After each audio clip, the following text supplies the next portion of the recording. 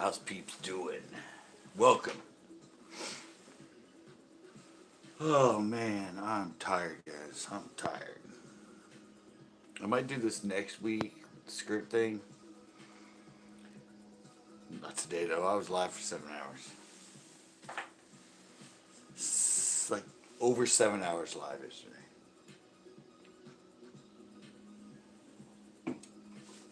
And I forgot I had to edit all day. So yeah, I'm beat. I had to put together a whole show today. Well, not show, a blog, but same thing. Took a long time. I didn't go to bed till like 5 a.m. or something. It was brutal.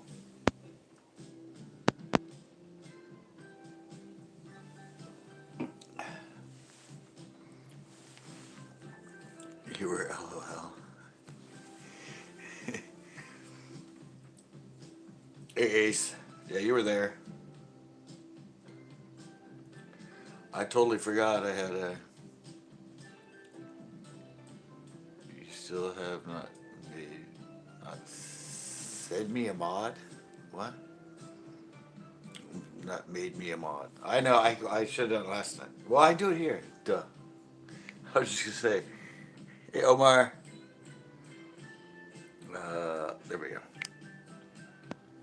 I don't know, I haven't really added anybody as moderator in a long time. Laguna Del Rey. Where's Laguna Del Rey? I'm tired, man. I'm way tired.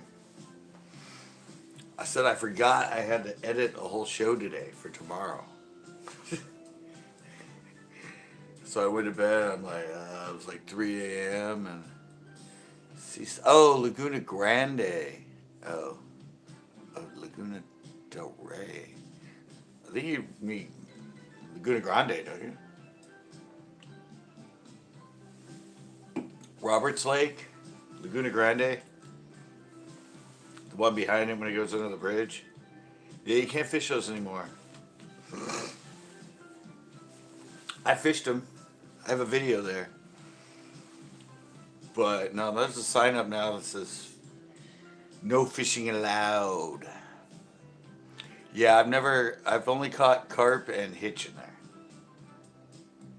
Never caught a bass. Carp and hitch. I tried for bass in there. I flipped all that crap on the backside on Laguna Grande. Oh, I flipped everything. Never got a bite. I caught tons of big ass crawdads. Like 8-inch crawdads.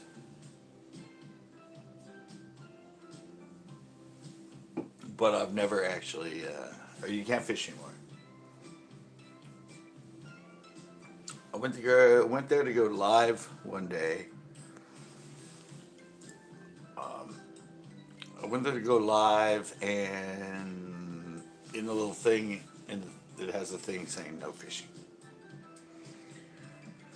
It used to be, but yeah, no. But there's nothing in there. No, I mean, even the carp fishing's slow, and I think El Estero's better than that lake. And I know there's people that put Instagram stuff of them catching bass there, but I think they just took them there and took the pictures.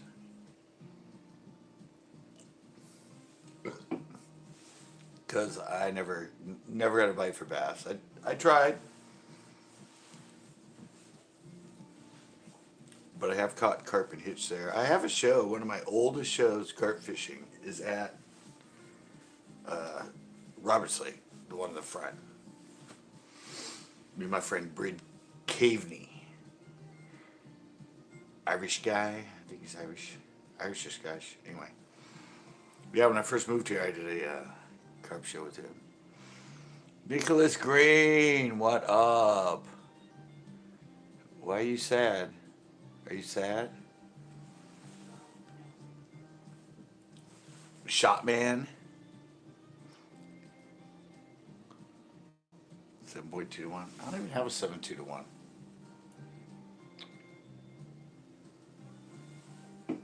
I think I do somewhere. I have a 7.1.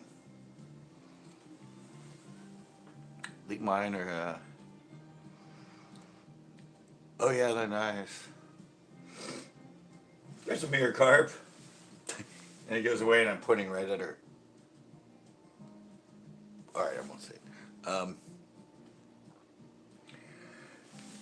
Yeah, I don't have fast reels.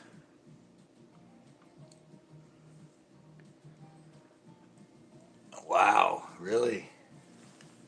So you got the Moderna? It's not the one that has the chip in it?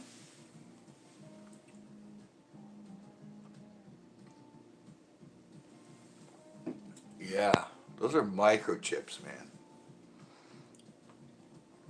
I'd like to make a computer out of those little chips.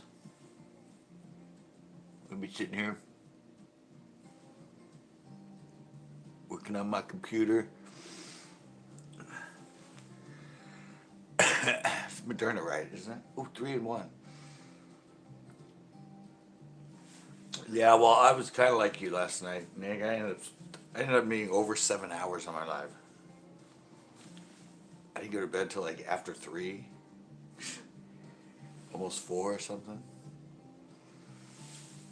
Yeah, I was talking about possibly making some skirts, unless I don't have the address, unless Backroads comes in. He didn't email me again.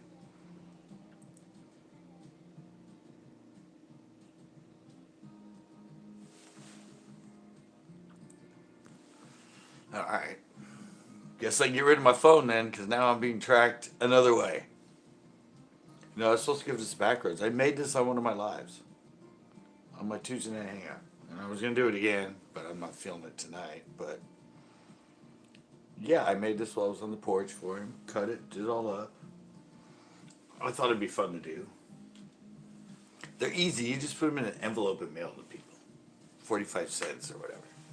They fit right in the envelope and they just ship.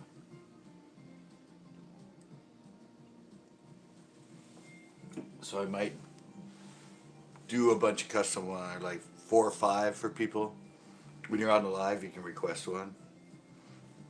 And I'll show you all the friggin' skirt material I have, like a whole big drawer full. And you pick it, and then I take out my pen and my little piece of wire, and I and cut it and make it all. Yeah, it should be fun. I don't feel like doing it today, but it'd be fun. Oh, I forgot to put it there.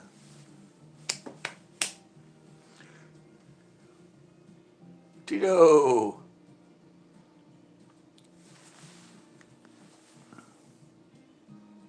Again, was it good? I can't tell by the emoji. Is that the emoji? Something like that. Did you catch any?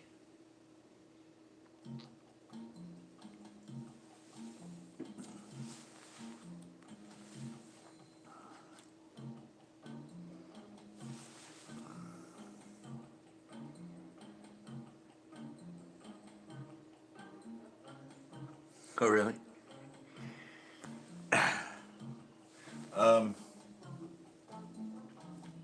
Dang, that just confused me. I was going to say something. I told me. Oh! Thinking about this. I have this song that I got in this collection here. And it's called Carrots.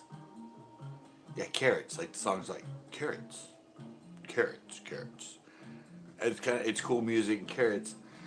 And just, I always thought I'd use it because it's really fun. It's a fun, catchy song. It's like carrots, carrots. Something just happened in the show I'm editing, and I realized I actually have a place for the song, and it actually makes sense. And I was like, did I like have a premonition of making this video in the future where I need a song that said carrots, carrots? So yeah, I just realized. I edited it all together and I didn't realize it, and I went, oh my god, there's one scene here with that one song. That'd be perfect. So yeah.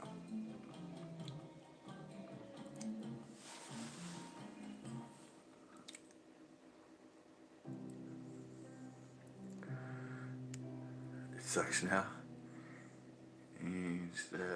LOL. Boy, yeah. Are you still fishing that new stuff where it's all shallow?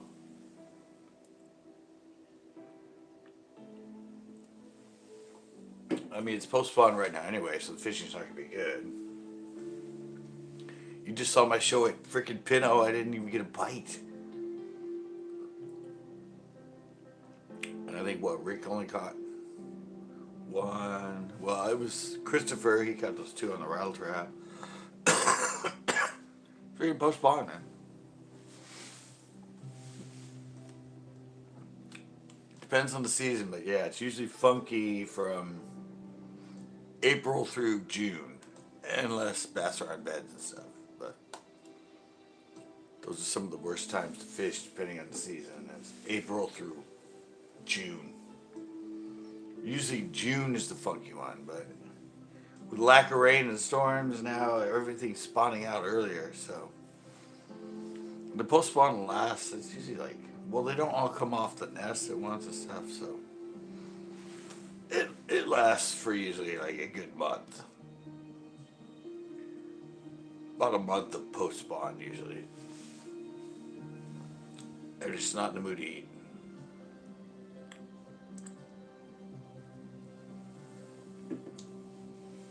But I'm so happy I found that. Let's go back to the freaking launch ramp. It's a little deeper over there.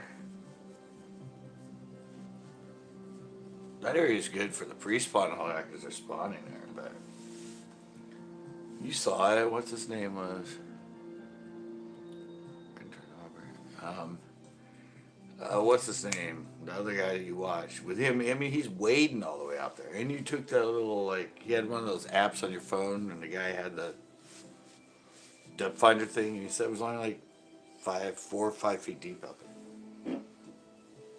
It was a friend that was weighted out there in hip weight and full waders. He was like 15 feet from shore.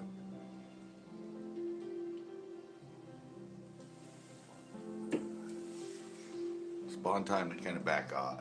Post spawn now they just kind of back off. So it's probably going to be really funky till end of May. I didn't say. No, it's going to be funky till June. I'm thinking maybe middle of May on. It might start getting better, but. And it's really weird. Like, I don't understand the post spawn because post spawn it's fish that spawn. But it seems like even the littler bass, like 8, 9 inches, 10 inches, all that, like they don't even bite during the post spawn. And I'm like, why ain't you biting? You didn't have sex. You're not even old enough to be on a nest. Why are you all funky? Yeah, it's crazy.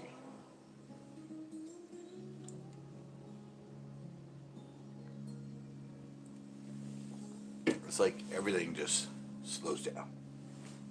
Even the fish that didn't have anything to do with the spawn, slow down. One of my merch guys said, oh, that ain't it. I could do bathing suits though. All I could do. Try last spot with fish. That's 2 holes. Yo, Chris. I just thought something I could do. I can do bathing suits. I think one of the places I can do my apparel I can do, and have it be each boob C, and then B on the crotch.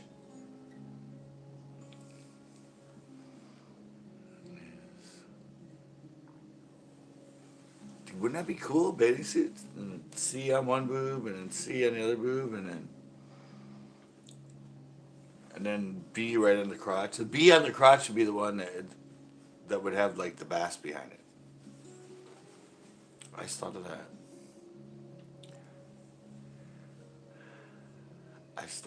Because bathing suit would be C, and then B down there. And then maybe, I could put just C, and B on the hoochie. And on the backside, I could have the Central Coast bass with the fish. Yeah. Sorry, guys. I don't know why I started designing clothing right now, but It's just that I saw mine, and I do have my 15% off going on. Promo code birthday. 15% birthday a month. I'll have to run the thing again. I was gonna do it again today. A post with it on it. Did you guys like that little the post with the and then all the clothes and the 15%? Yeah, it took me about 2 hours to do that thing. Damn freaking gifts. Had to make all those images. Had to make them all the same stuff. I was right. I was typing 6.667 for like 2 hours because that was the dimensions I need to put them at. And there were like 58 images in that for the GIF. And I had to resize all of them. So I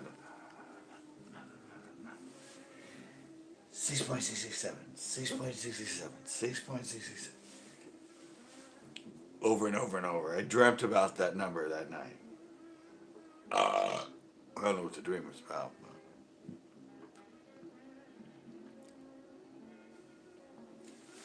But it was.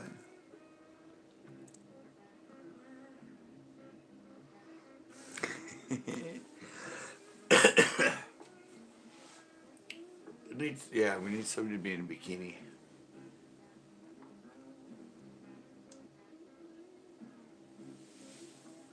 Love you, Nick. Hey, there's my thumbnail, sorta. CCB, best of the West. I need to get more apparel, but then I had to spend money on my car. I want to do my other hat. They want to just say Central Coast Bass. I got to be getting that hat, and I want the Here We Go sweatshirt. May I ask my parents to buy it for me for my birthday? Yeah. Right? I think a good birthday present. My own apparel. She already got me pants. I'm wearing a pair of them now. I got 3 pair of pants. I don't know if you guys noticed, I've been wearing the same pants for lately. All my pants are like buttons missing, holes in them, cuffs, bottom cuffs all cut up in that. I mean, I think I only had like 4 pair of pants or 5.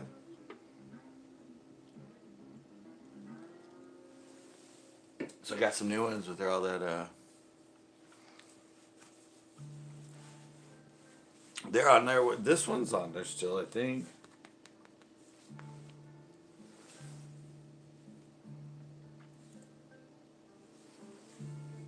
Yeah, this one I think if you go to my, well, it's Senko 29 on, why'd I go? Not Yahoo, on, I can't think of where it is. Gore farts. There's only 5 hats on there right now because I'm on eBay. Here it is, eBay. Oh, high and buy? All right. eBay. Yeah, I know. I don't know why I kept wanting to say Yahoo. I don't know why. I think that link is still up. I had a backpack and a couple other style of hats on there, and for some reason eBay, like, they were unlimited, right? I had them on there forever. It's like, time to renew your products, and I tried and it didn't renew them. Corn farts was tough. But yeah, I have this style hat with the CCB crew. I think those hats are on there. That's where I bought this one. I think, no, this is through it. Let's do the other one. No, but I do have this style, the CCB crew, and I have one. I had it up and then I took it down. There's one that says Central Coast Bass Cross. I tried to renew it. I did everything it said, but it never renewed it. So I'll get more up there.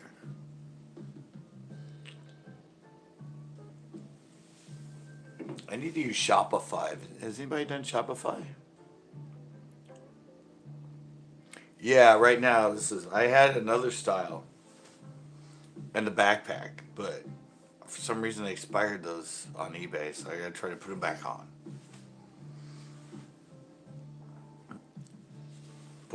I had this one, and I had another one that was a different style. So Center Coast Bass is one of like the taller hats, kind of like you wear, Tito. But I don't know. I'll try tomorrow. But nope. What's the nope for?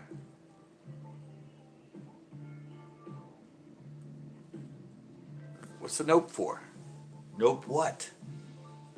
What you get a mod and now you start getting sassy with me? No. Just, it should only have one on it. There's the links in all my shows in the description. My full shows are my lives and my tips and tricks and all. Not my blog, not my live that become an upload. It's in all my regular. Like it's not in this description. I don't even know how to do it in this one.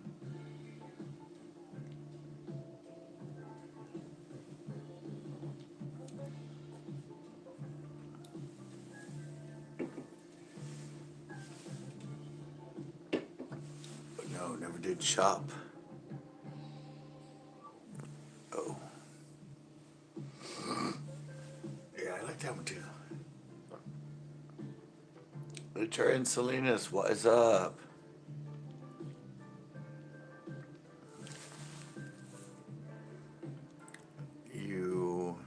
Hey, Richard. You round bill snapback or square bill? I don't know. This is a Vinci style. Bad style. It's a little flat. I mean, but I have another one. Richard. Yo, round bill snapback. Yeah, I'll try tomorrow. I'll try tomorrow to figure out. I used to use Printify for the hats because you can't get them on Teespring. You can, but it's very difficult. But then I used Printful, and I put up this style, and I had another more like taller baseball cap style look. But then they kicked off that one listing and left the other one up. So I'll have to figure out what to do. I'll try tomorrow to get them on there after I upload. Still got to finish my video for tomorrow. Just the outro at the end. But I spent all day doing it today. It was a lot of fun. Yeah, but all the links for those. The hats, there's no discount. Because it's not through Teespring, which is where all the other apparel and merchandise is. But at the moment, the hats are a separate entity.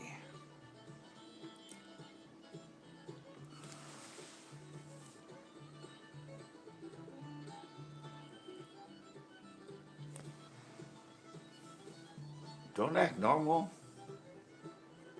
But every time I hear Cracker Barrel.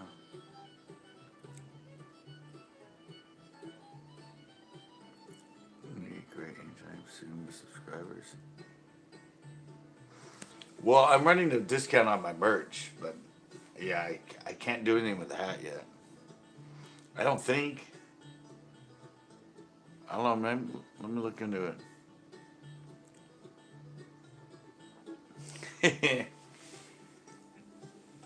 I'll look into Printful and see if I can run discounts through because it's totally separate from Teespring. I wish I could get hats on Teespring, but I've tried and it's like I don't think you can sell them to per order.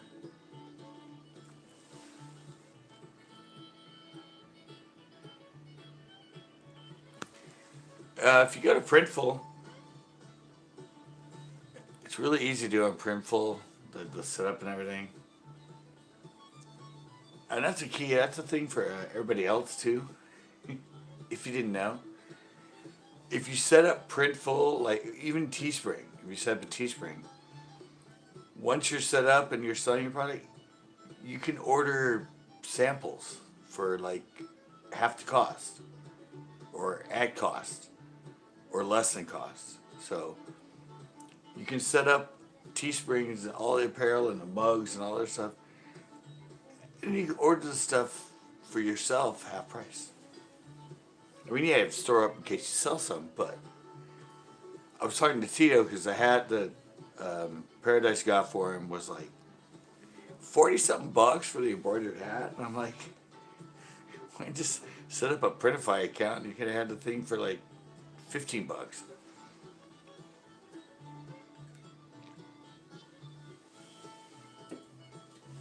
Yeah, that's what a lot of people don't realize is when you sign up for it, since you're a merchant, they offer you the ability to get samples at like half the cost. So you can get all kinds of custom stuff made for you.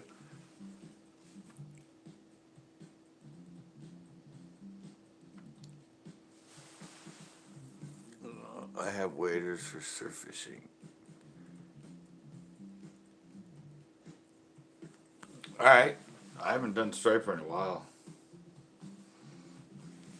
And I only have knee-high boots, so I only have knee highs. I used to have hip waders. I never had full waders, but I had hip waders. I just don't like running from that ocean.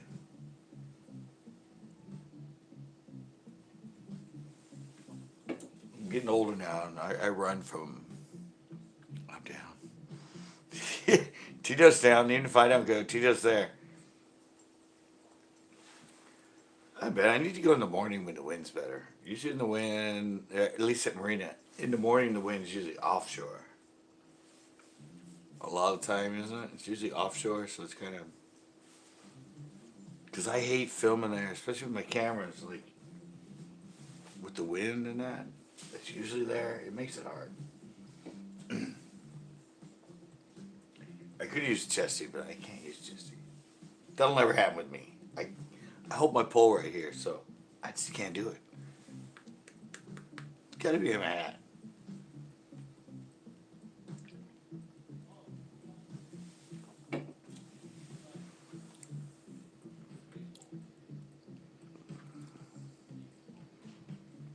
I was just telling Scott, let's go surf fishing. Yeah, that sounds cool.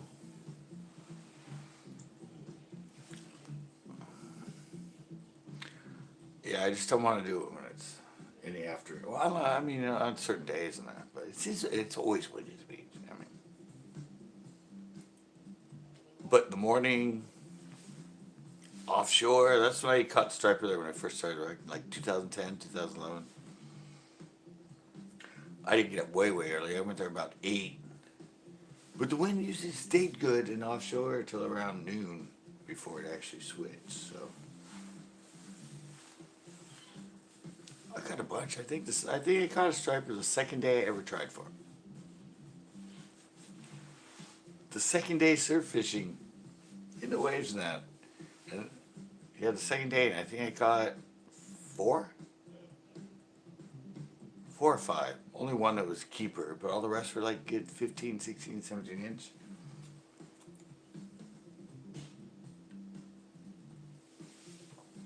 It was a lot of fun. Everybody else said, "Oh, it took me forever to learn how to catch." I'm like, "Well, half-ounce swim bait, chuck it out, reel it in, look for the current, look for all that, stuff you look for." Easy peasy, man. Easy peasy. All predator fish are the same. Just got to figure out their environment and know how to manipulate them or how to put it where they want it. Yeah, that's what she said. So who's still on here? I'm at 3 by now.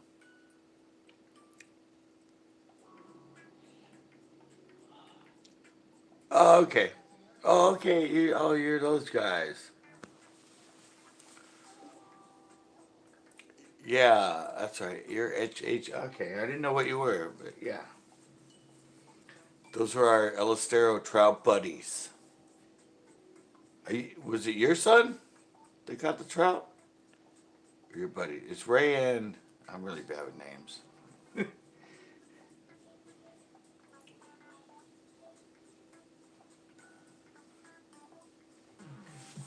Um, ooh, Instagram. Yeah, I'm getting good at Instagram now. I'm still an email guy though. It's bass at centercoastbass.com, by the way. BASS at centercoastbass.com. I'm a really good emailer guy. I'm not very good at Instagram and stuff. YouTube or email. That's me. I'm an Instagram guy. Okay. So you're right. Okay, now I know who you are. I'm sorry, I'm closing my eyes, but I'm like, okay, now I know who you are. I'll be back in. All right, Ace. Okay, so yeah, I said it. It's like close your eyes. Okay, now I know who's who.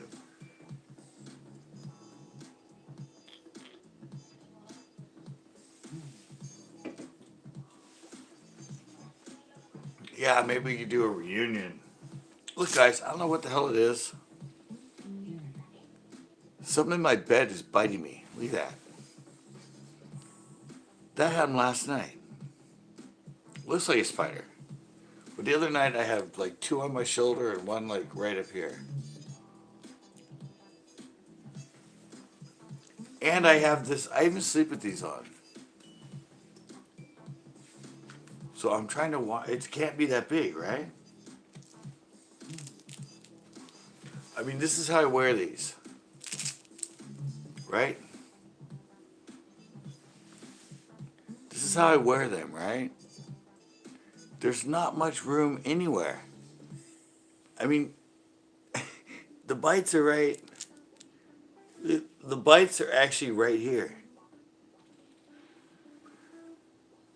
Is there much room to get in there? I mean, because I leave on even when I sleep, but there's, how did a spider get inside there? How's that work? I don't know if it's a spider, because how can a spider get in there? I mean, I'm sleeping at night. Like, watch when I take it off. Look how far up they are. They're not like right at the edge.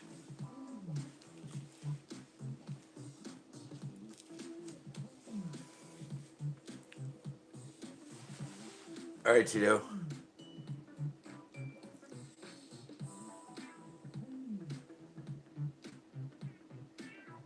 All right, man.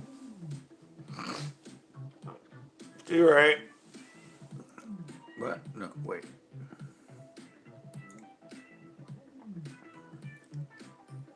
Yeah, Ray. All right, never mind. Some bad with names anyway. I don't remember what's going. Oh yeah, Ray. Your buddy's Matt.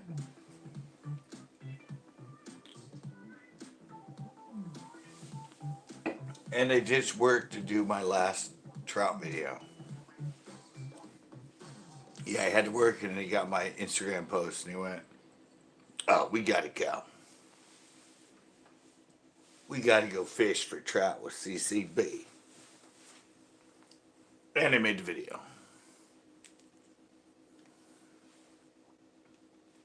I'm so confused by this, man. I mean, I'm trying to figure it out, but if I push all the way, no, it's even in there. How did a spider get inside that? What else would do it that's not a spider? Because unless it's like a microscopic vaccine injection size spider, I don't see how I can get. Yeah, they're right here under the edge. They're right there and right there. But look how flat, I mean, even that far in, look how flat it sits on me. I mean, do you like crawl in there just with his teeth ready to go? Ugh. Oh, it's really weird. I've been wearing these things for like 20 years, even when I sleep. Wait. Yeah. Even when I sleep, I wear them. 20 years. I've never got bit underneath them.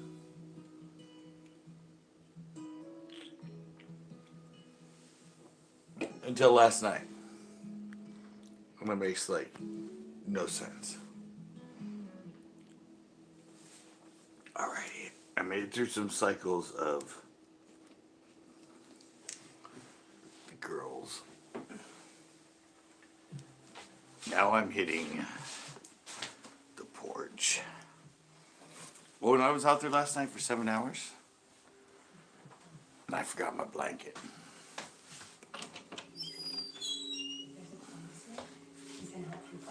I couldn't really figure out when I came in why I was so freezing freaking cold. And I went, oh God. New pants I got now are all real thin. I'm sitting outside for 7 hours.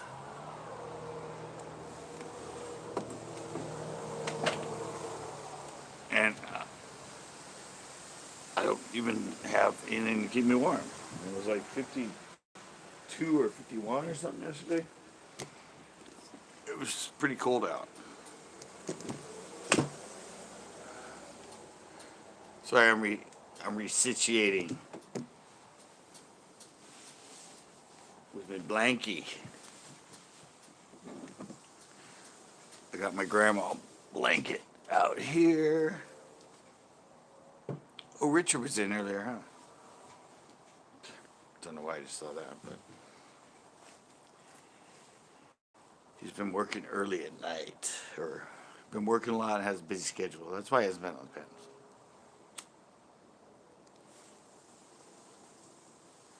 So now I'm kind of hooked up. I'm going to try fishing with Ray. We're going to try to do some surf fishing.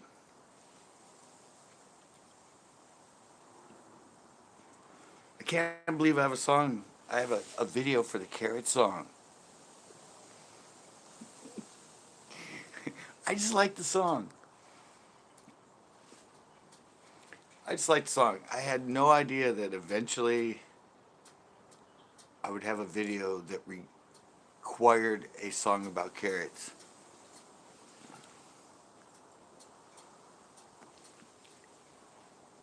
Yeah, if we do Striper, it's gonna be the beach.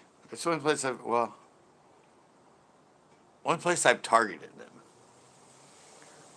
I've got Striper in the Delta, but that was on accident during a tournament fishing for bass. And when I go to like the Forebay and stuff like that, I don't fish for the Striper. I might catch one accidentally like I did in the Delta. But yeah, Marina Beach is the only place I fish for them intentionally.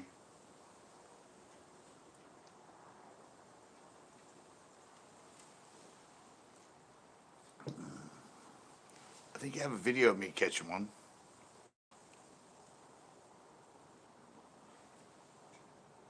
Videos of me doing the surf perch there. I've done surf perch videos. A few striper videos. I think when I fished it back in the day in 2010, when I caught a lot of them, I got like 20 of them in the year I did it or something, but I don't think I filmed any of them.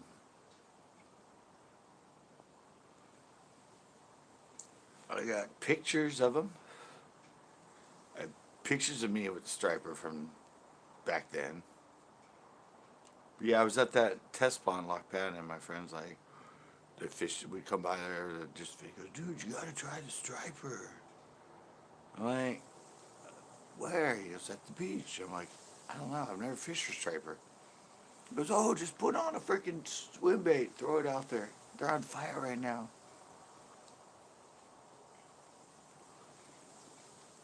The first day I did it, I didn't know if I was doing it right. I didn't know how, everybody else has those big poles and they cast way the hell out there. I had I actually had a spinning rod, the one that I used for the cart, and reel, because I bought it just to go try. Yeah, I was throwing out there reeling in. There wasn't really anybody there, and I was like, I don't know if I'm doing this right. And then the next day I was there, and there were some other people doing the same thing I was, and I'm like, oh, all right. I guess I am doing it right. And that day I think I got 3 or 4. One keeper and like 3 little ones. And I was like, yeah, I got it figured out. I figured out how to, and then I went one time and I caught him on a bladed jig. Got a 14-inch striper, and I caught two freaking big ass, like pound and a half barred surf perch on a white bladed jig. Oh, it's our sparkle ghost color. But yeah, it's like kind of clear, kind of a little bit of silver flake in it, but has a blue iridescence to it. And then I had one of our rib minnow white with like the blue iridescent on top of that. Yeah. And I went back next day and I caught another big perch. And the bladed jig's really cool in the surf because you're reeling in, and when the tide starts going out, that blade starts in. Click it in gear and actually let it go backwards with the tide.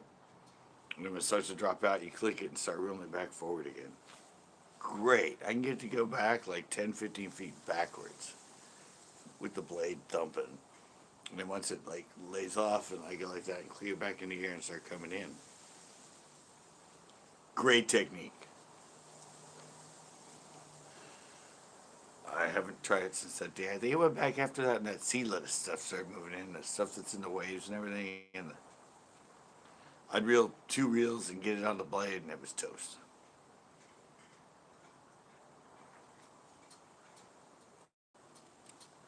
The seaweed came back in really heavy. And that, what is it, sea lettuce? You know, that like leafy green stuff, and sometimes it's, yeah, that killed me. I haven't tried since. I think that was like 4 years ago.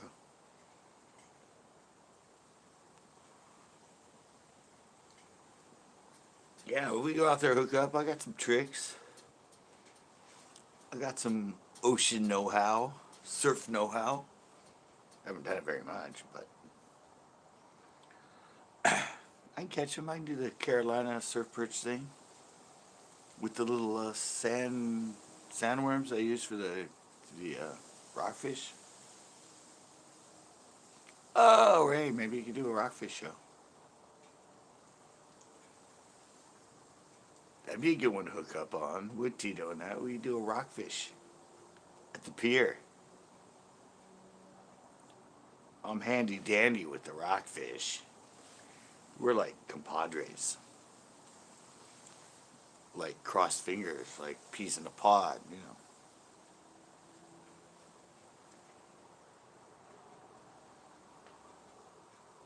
I'm waffling.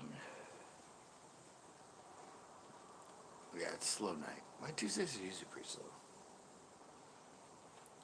But yeah, it's the fact that I went for 7 hours and like 20 minutes last night.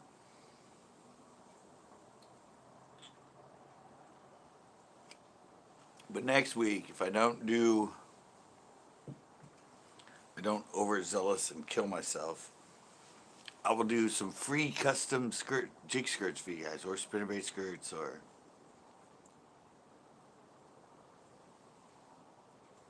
yeah, free to you. I'll have all my shit up, and I'll show you the colors, and you pick them. I'll make them. I'll put them in an envelope and mail them to you. They fit right in the envelope. You just drop them in, seal it, mail it, and 45 cents. Boom. So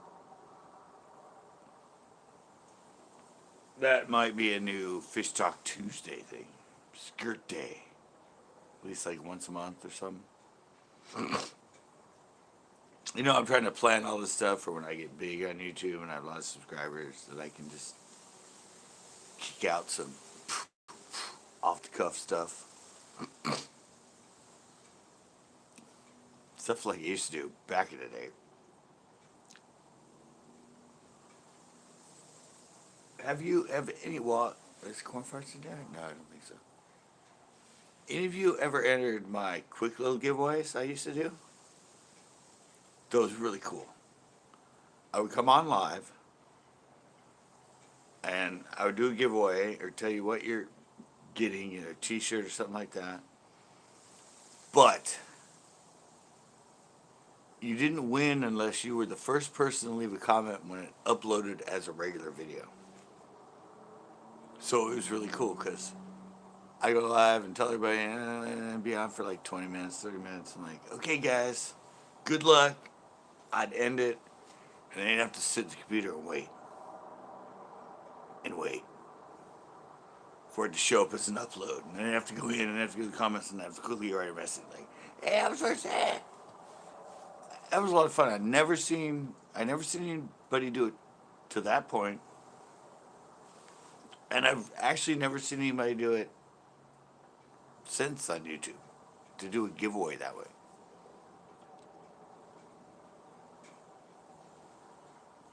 So I don't know. Once I get going, that might be a fun one. And I would just pop up anywhere. Like I'd pop up here, I'd pop up at Pinna, or I'd pop up in any time, just random times and everything, just pop up for an instant giveaway. Yeah, it was a lot of fun.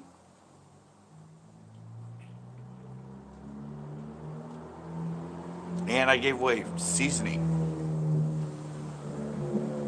I don't know why. I don't even know how it started. Yeah, for some reason, I don't know. Somebody wants seasoning, or somebody joked about, "Hey, when you send me my shirt, can I get some seasoning with it for fish?" I started doing it, and I actually signed a few of them. I would sign. I would go get random seasoning at the dollar store and sign my name to it and send it with their winnings. So somewhere somebody has like 3 or 4 seasoning bottles.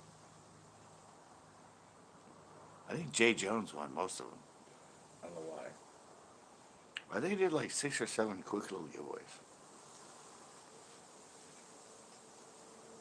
I have to start that up again. Ooh, the quick little giveaways. I can go to like half off plus something. You know, a few baits and a half off promo code for the merch.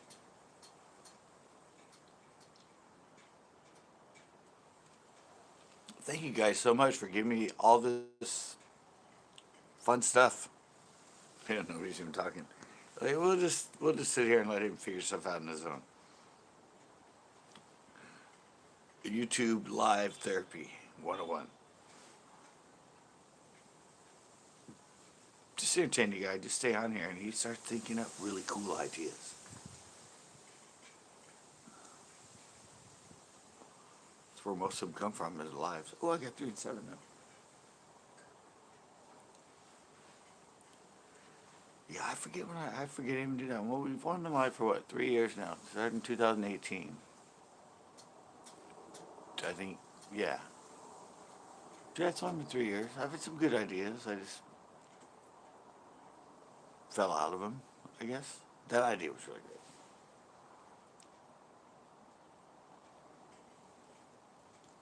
Combining the live with the you gotta wait till it's uploaded thing. Yeah, I don't know. It was a good idea. It was a lot of fun. Maybe I'll do one of those next week. Just for the hell of it. Instant live. Instant giveaway. Or quick little giveaway. That's what I call it.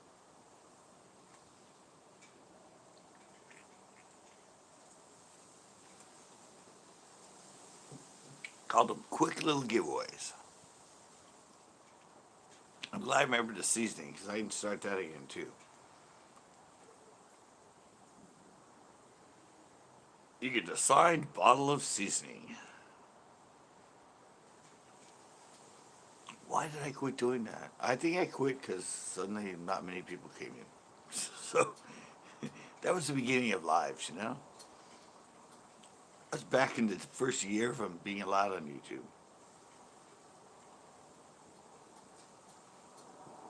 And everything back then. Remember the Grow channels? That's when all the Grow channels just Tree Trimmer, Island Life, and Grow Stream Fridays with like R5 and Gil Skills and Grant McIntosh and all those people. Yeah, that was the evolution of live. It went from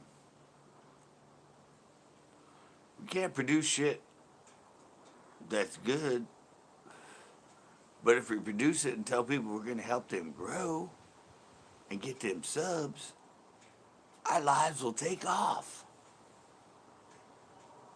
And that's pretty much what they did.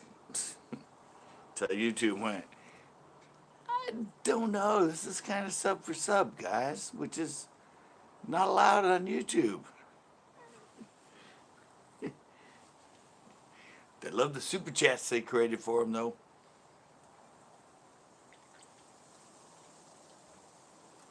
YouTube took 30% of those super chats. And these grow channels were magnets for super chats. They get $500, $600, $700, $800 a night. It was lucrative. Not only for them, but YouTube was taking 30%. Oh, it's kind of sub for sub. Yeah, not really though. You know, not really. We'll let it slide.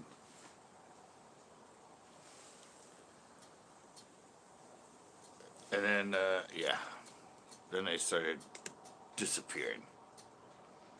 Because YouTube got them at first, and then they started getting on a little more, and a little more. They liked the money, but they went, people are starting to leave us things going, well, you have all these grow channels going. I thought sub for sub was illegal. How are you letting this stuff go? And so they had kind of had to tighten the wrench a little bit on it. There's still a few around. But I think the majority of the big ones that are like Poosa's Studio and all, I think Poosa's gone. I haven't seen him in a while. I haven't looked. Poosa, he was actually in one of my lives one time, one of my panels. We went late and he came on and he was up early. I forget his name. The head honcho, not his wife, but the head honcho guy. He came on my lives one time.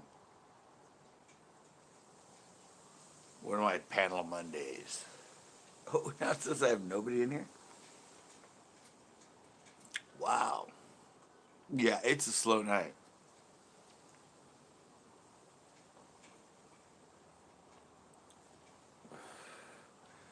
I actually usually it's Tuesday that I do. I very rarely have lives where it suddenly goes to 0.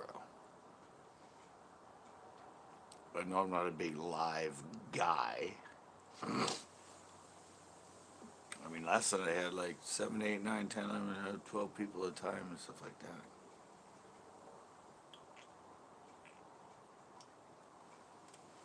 But it's a really slow live night when you suddenly have a goose egg watching you. Oh, I have one now. Of course, YouTube was being weird, and there were like 2 or 3 people commenting and it said 0. Which is kind of weird. I'm like, what? Since I have 0 people in here, how come I'm getting comments? Nick came in, though.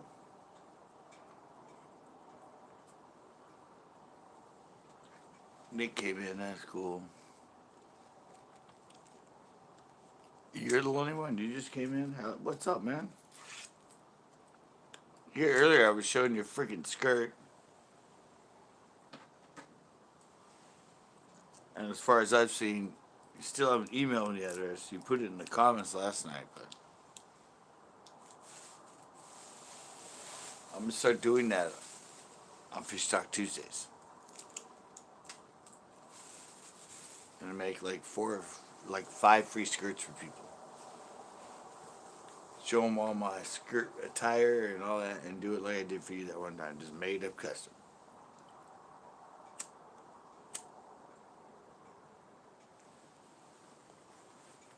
And I was talking about I don't think you were part of my quick little giveaways.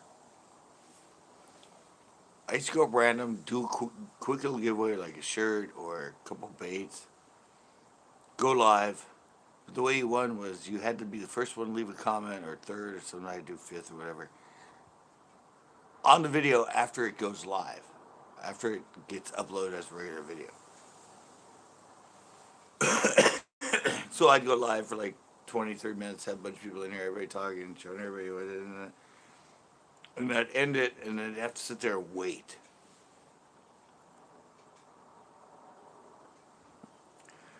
Oh yeah, I'm beat. so I'm, so I'm hoping this one, or this one's gonna go. My Tuesday's usually short anyway, but no, I stayed up till it was like 3:30, something like that. I went 7.5 hours or something on that live. It was like 3:30, and then once I ended it, and I didn't get to bed till like 4, and I forgot that I had to edit all day today for the video tomorrow. I didn't even think of that. I suddenly got into bed and go, "Oh, I'm gonna sleep so late." And I went, "Ah, shit! I have to edit all day tomorrow." But I got done. Well, it's not done. Just gotta do the intro at the end, or the outro at the very end, then render it, and then the thumbnail. But I have everything set up. But yeah, I was like,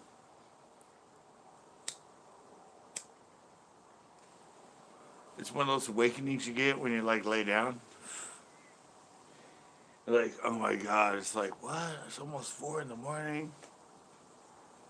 In my early days, no problem. Now that I'm almost 55, what? I'm usually in bed by midnight. And then I had the epiphany of, ah, shit. I thought I had nothing to do tomorrow. And I went, oh, damn it. I gotta edit all day tomorrow. So, keep that in mind. Keep that in mind when you watch the video tomorrow. That I did a 7.5 hour live the night before, and didn't go to bed till 3:30, and edited the whole thing today.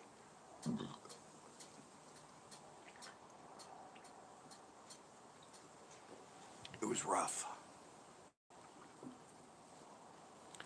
Reminded me when I was like in my 20s and 30s.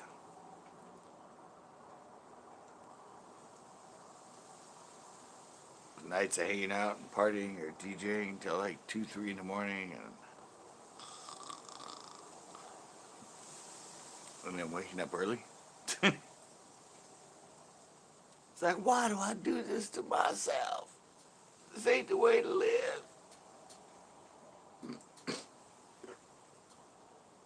But I've always been a late night guy. Always been a club guy. And I was a DJ for 6 years. And, well, the club don't close till 2. And you don't get home till like 3:30 or 4. Or you go to an after party and you don't get home until 8 p.m. or 8 a.m. You handle a lot more when you're young. Yeah, I'm the same way. I'm exactly the same way. I go to bed at midnight. I usually don't fall asleep till around, I don't know, 3, 2, 3, something like that. And then I wake up again at 7.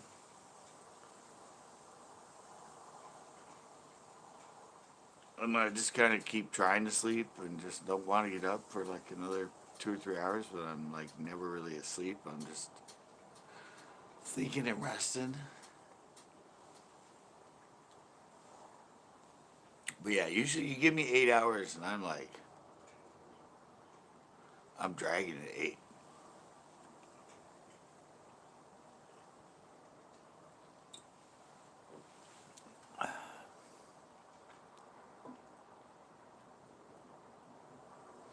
Yeah, I'm just, oh wow, yeah. I'm exactly that person.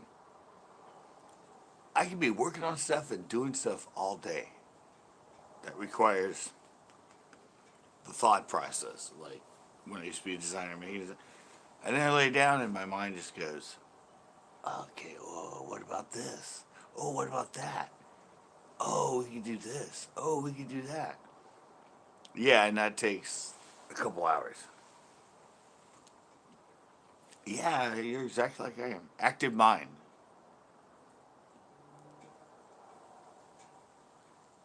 Unless if you're really, really tired, like when I used to skateboard a lot and I just skated for 8 hours a day and it was just sort of exhausting that. Yeah, then I'm like, second I lay down, I'm like just out. But I usually wake up, if I'm like go to bed at like 2, suddenly at 4 I wake up and I'm like wide awake and I'm like, 4, I don't need to get up yet. And then I like sit there for an hour or two and I can't sleep and all that. And I fall asleep like for an hour and I wake up and I'm like twice as tired as I was at 4 a.m.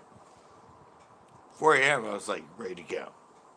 Then I didn't get up. I laid around. I kind of fell asleep right before I got up, and all of a sudden I'm like, I feel like I didn't sleep at all last night. Yeah. Glad I know somebody else has that same problem. Active mind syndrome. You lay down to think about things. You don't lay down to sleep. The trick I found is I would have to sit there and like, you're sleeping now. You're sleeping now. You're sleeping. I have to tell myself that I'm horizontal and in bed, getting ready to go to bed, which is like weird. Most people are like, second they lay down, they're like, or they fall. Can you fall? You probably can't fall asleep in the car, can you?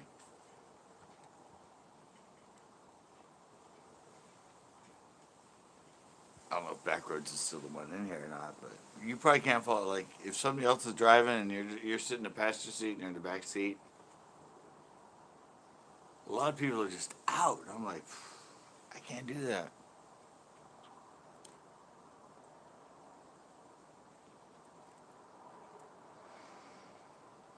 It's not anxiety.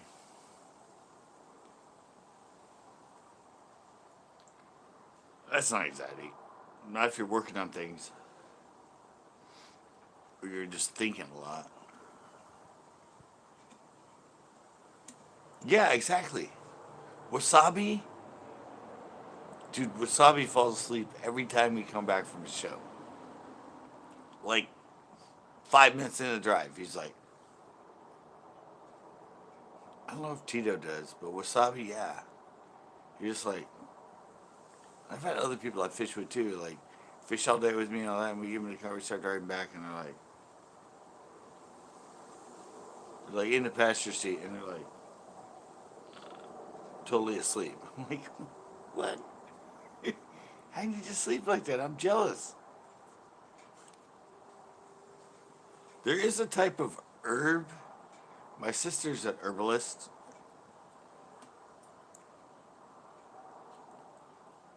I know. But my brother-in-law's brother Neil is evident the same way. My sister, because I started taking echinacea, which my sister said when you feel like you have a cold nut. But there's another herb that's just a natural. It's just a freaking herb that you can get like in a pill form, and it helps you go to bed. Not like the other stuff that has additive stuff and all that, but it's just. And she gave it to my brother-in-law Neil, and he said it really helped him sleep because he was like sort of an insomniac. He couldn't sleep. I still haven't tried it yet. I'll have to get some from her and try it. And it's just an herb. Like,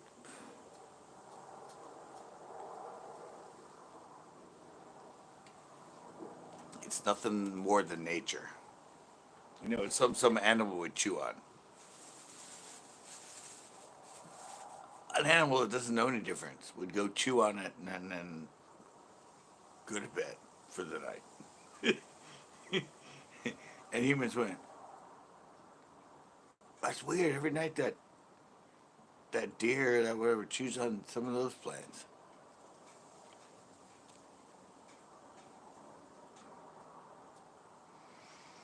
No, there's actually, yeah, that's synthetic stuff. No, there's, I'll talk to my sister because I really want to try it. But it's just an herb like echinacea. It doesn't work, you know.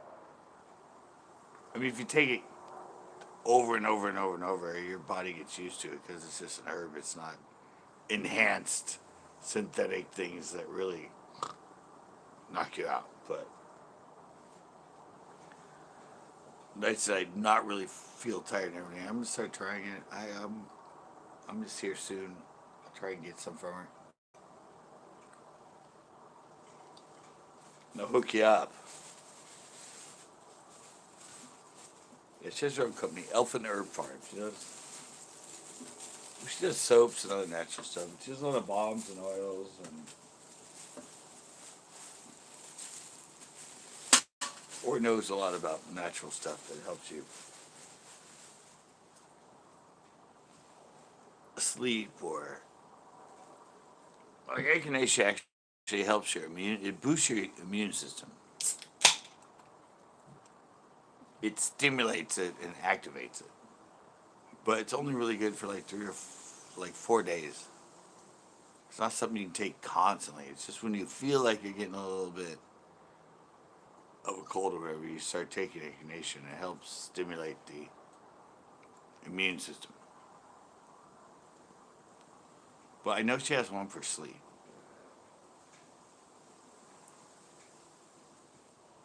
And I'd really like it.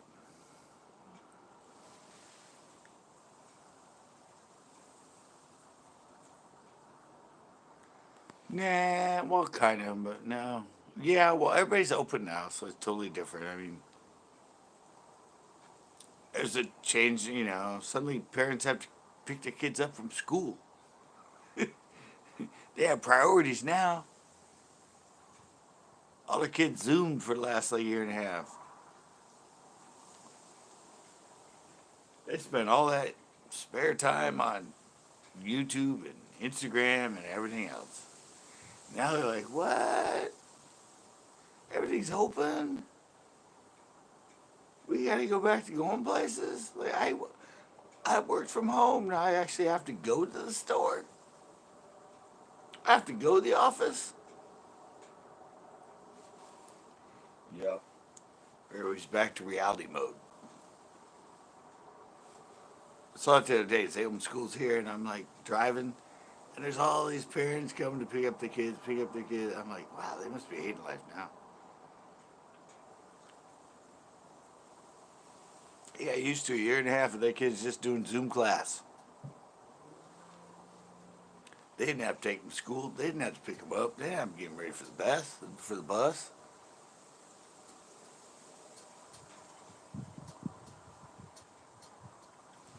Yeah, exactly. Yeah, but that's why. I mean, for us YouTubers and that, yeah, the lockdown and everything, we had growth. Everybody's stuck at home. They can't. And so I don't know. Now there's sort of reverse thing where everybody has to go back to work or they go out or they feel freer. Baseball games are back. Starting to let people in the basketball games, football games. I mean, they got to readjust. Their life got done flipped upside down the last year and a half, and now they got to get back to normal. You like that Will Smith reference? Done flipped upside down. Where Fresh Prince of Bel Air? Come on. I can't wait to put that. Oh, sorry, I'm thinking of that Carrot song again. Yeah, I was kind of amazed they put him back that late. I mean, they're all worried about putting kids back to school where they don't learn shit anyway.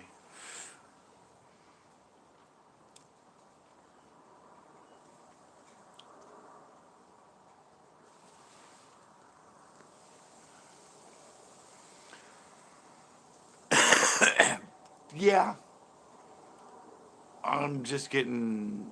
I don't know. I'm getting a lot better at doing it. I'm I've always been good at doing it, but I'm getting better. I'm getting better at, I don't know, directing it as I film it, so the editing's a lot easier. Because it's kind of weird, because you can, I mean, you are the filmer as me as the showmaker, or you, backwards. But I've started getting to the point where, I don't know, I'm actually directing it while I'm doing it.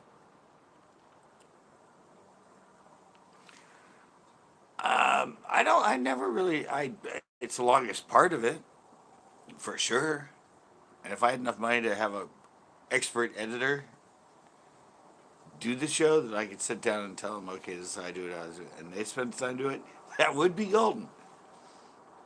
But especially with my vlogs I'm doing now, more vlogs than shows. The show takes a lot with the B-roll and the music and other people and other cameras. Yeah, that's a little bit. I'm getting the vlogs like they've always been easier to do, but I'm sort of orchestrating my mind a little bit better. When to film it, how to film it, what not to film, when to like kind of in my head teaching myself that it's something I want to keep in. That's not like me fishing or something I'm talking about. So I'm saying to just do a little clip and cut it. Because I like today's show, I had 84 clips. I think, no, 87 clips. And, I'm not like a lot of people that turns on the camera to film when you're filming something and turns it off. I have the camera rolling the whole time. So a lot of times I remember what I said and how it'll fit in, but I don't know where it is on all of that footage. So I have to sit there and watch 87 different clips almost all the way through to find the spot where I was talking at. But I'm getting quicker at it. I'm getting better at it. So, I mean, I edited the show that's going up tomorrow today. And my tips and tricks biology bites sit here, boom. Those take about, well, for most people, be like, what? 2-3 hours I can put those out. But they're only like 8 minutes long or sometimes 5 minutes long.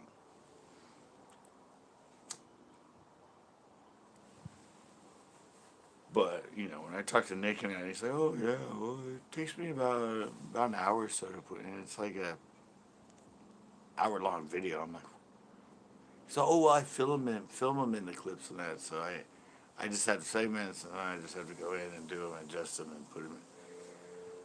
I'm like, wow, that's easy work, man. I can't do that. I need all the footage. And I just need to sit and stare at it and watch it for sometimes up to 12 hours just to pick out exactly what I want.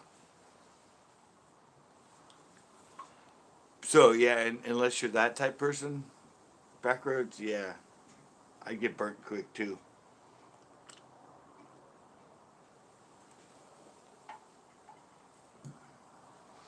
And the hardest part is when you spend that much time and effort into it and like 40 people watch it. You're like, really? I spent all that time doing that.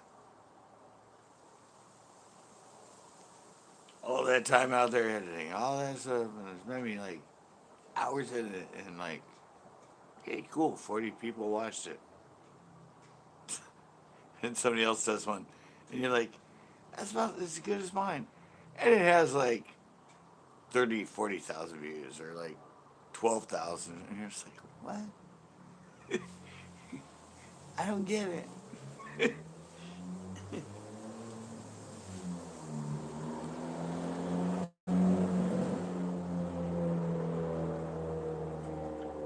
Yeah, that's what kills a lot of people that start YouTube. You'd think me, after all this time, 14 years and everything, I would be that, but I'm still there. I still produce really good educational how to catch bass videos that nobody else does. And my eye, it's hard to get them to break 100 views. Even after 3, 4, 5 months, they have like not even 100 views. And somebody else does something kind of on the same subject, but totally lame and not even that informational. And then I have that big of a channel, and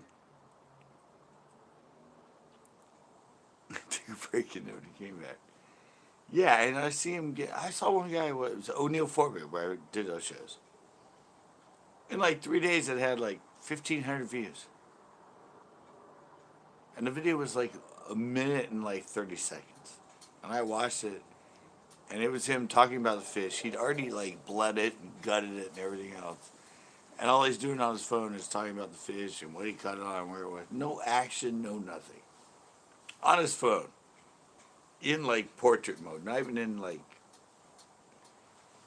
And I'm like, that thing blew my videos at O'Neill Forbes away. How did it do that? What's up, Joes?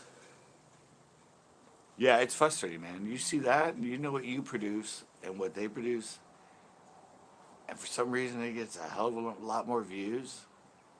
And then you're like, what? It's not even a catchy thumbnail or a catchy title, and they're getting way more views. And you're like, all right, whatever.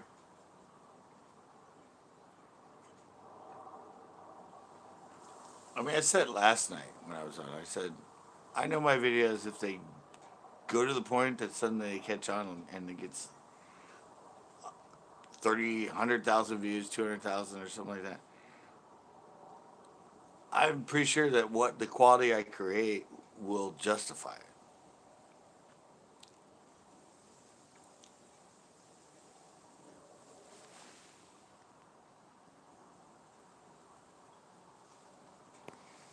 Yeah, but see, the reality, it's weird because even the big channels, right? Even the ones that have millions of subscribers, 10 million subscribers, like millions of subscribers now, almost 65 to 70% of the people that watch them and watch their videos aren't subscribed. And mine follows the same pattern.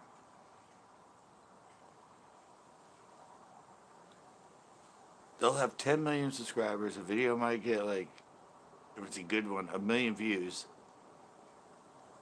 1 million. They have 10 million viewers. 10 million subscribers, 10 million views. It might get 1 million views, and 60% or 65% of people that watched that video were not subscribers. You think if you had 10,000 subscribers or 10 million subscribers, your videos would average close to 10,000 or 10 million people on average. Nope, they only average 10% of your sub count. It's crazy. But it's not just us, the little channels, but it's even the big channels. It's the same. I see them all the time in big channels. When I start getting in it.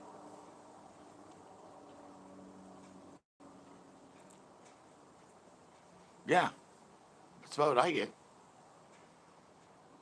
I have 3,000. Well, I have a little more than that because a lot of mine get close to 100 views. But I only have 3.36 subs. So yeah, I'm back up to. I went up to 11K for the month, or for 28 days. I dropped all the way last month. I dropped all the way down to like 8,300. I dropped like 2,000 a month subs. So, and I watched some of the bigger people when they were really big and blowing up. How many views they got a month? And I got Social Blade and checking on them now, and a lot of them they were getting like 40 to almost 50 million views a freaking month, like a couple years ago when they were really hot. Nowadays they get like 5 million. I mean, it's still a lot of views for, a month, but that's a hell of a drop.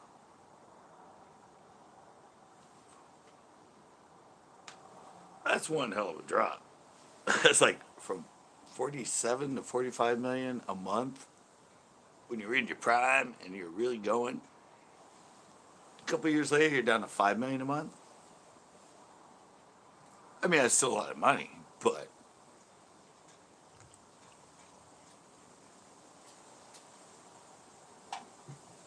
these people have, 10 million subscribers. And in a month, they're only getting 5 million views.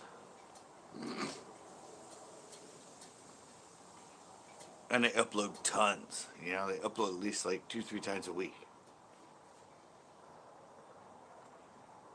So, yeah, the YouTube view, well, it's just because everything's been happening, like I said. They go back up.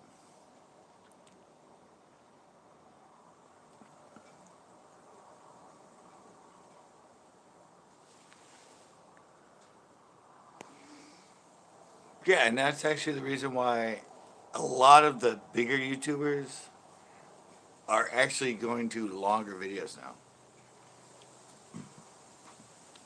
In Casey Neistat said that his predictions, who's just, a big YouTuber and works with YouTube and other people, he said the trend he thought was going to be for longer video format is what's going to become more popular.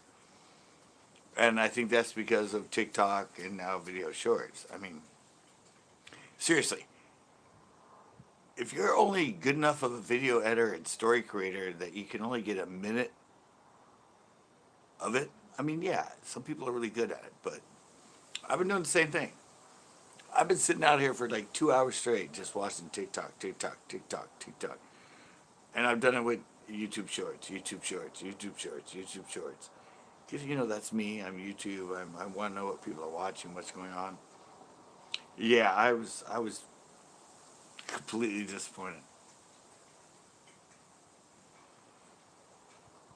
And I look at how many views it got, what its content is, something that I think is really great, something that somebody did, and it's 100,000 likes compared to the other one I thought that was completely stupid and the most stupidest thing you'd ever do has 2.3 million likes, and I'm like,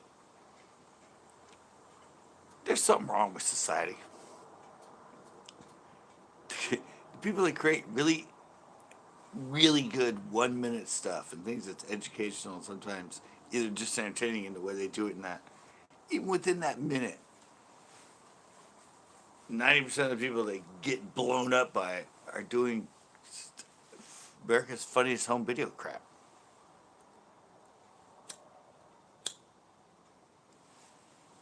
It's nothing better than like, oh look, Johnny's eating peas. Or oh look at our cat. It's going nuts.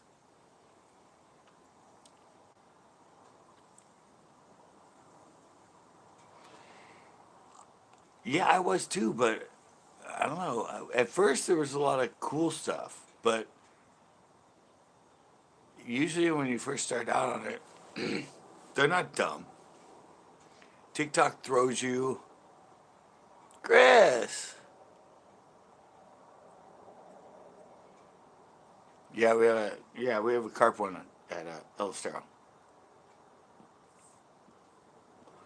No, but when you first get on it, when I first got on it, I got a lot of good stuff coming to me. And then I did it for like a week straight, like every day for hours and hours. And as I did it longer and longer, the videos that kept showing up just got worse and worse and worse. Same thing on YouTube Shorts. It just worse and worse and worse. Yeah, I like TikTok. And when I first, every once in a while, looked at it, I got good stuff. But as I was on it more, their algorithm went, oh, okay, let's shove in some of the other stuff. Because their first impression, they want you to like love it. So they hit you up with all of, and I don't search anything out. I just do what they give me. But yeah, as you go along, it starts getting degraded because at first they want to see the best stuff, and like most people, they want you to like sub to them or follow them. So as people start Yeah, so as people get on there more and they've experienced TikTok, suddenly they've liked people and followed people, so they don't get on there and just scroll through it. They're going to specific people. And once you click on them, like, oh, he likes them. Well, here's another guy that's really good like him and does similar stuff. We'll put him on.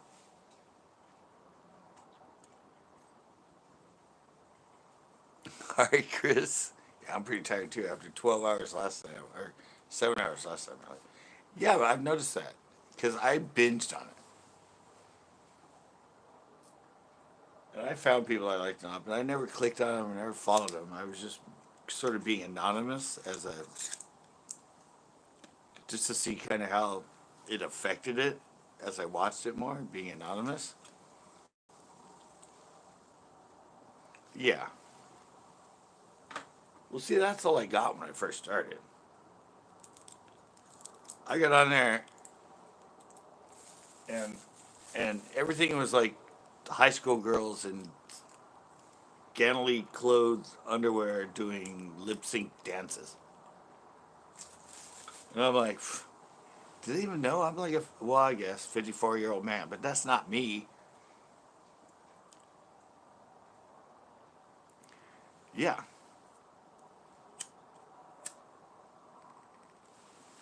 But see, I know this too because I have a TikTok. I have Sunday Coast Bass TikTok. And the very first video I put up was one of the ones I've put up now in the video shorts, the human fishing. It got like 800, 900 views in like a day. I'm like, wow. First upload, right? I'm like, people love me. I put up like 10 or 12 others, and suddenly it was like 100, 40, 20, 6. Uh, the first one they promoted to make me feel like I had something. And then all the same sort of stuff, the human fishing oriented stuff. Yeah, everything, as I uploaded more, everything just kept going down and down and down and down. But that's how they hook you. It's the old snake oil stuff. You're new. They promote the hell out of you.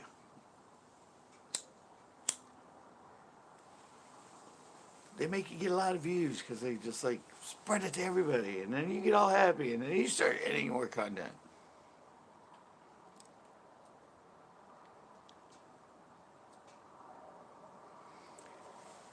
Well, but they don't like you on that, do they? On TikTok, don't they follow? It's kind of subscribing, but follow. Yeah, but even that doesn't work because I said I don't even know how many followers I have on TikTok. I put up like 10 of them, I think. But the same ones I put up now in the video shorts, the human fishing ones. Yeah, but I saw that trend. I was like, wow, really? But then all the rest were the same exact concept, everything, just different scares. Yeah, different scares, different people reacting to the jig and all that. No change in concept or anything, but everyone I entered after that just. And the very first one I put on, suddenly, after that first amazing couple days, never really gained any more views. And all the rest, the first day lower, the first day lower, first day lower. Yeah. So but that's what they do is they promote it, get you brainwashed so you have something. And if you follow it up with Chris, what's up, Chris? Yeah, and then if you follow up the same stuff, they don't promote it because it got 800 or 1,000 views. Yeah, it didn't get like thousands and thousands and thousands of views. So yeah, that's kind of the way the system works.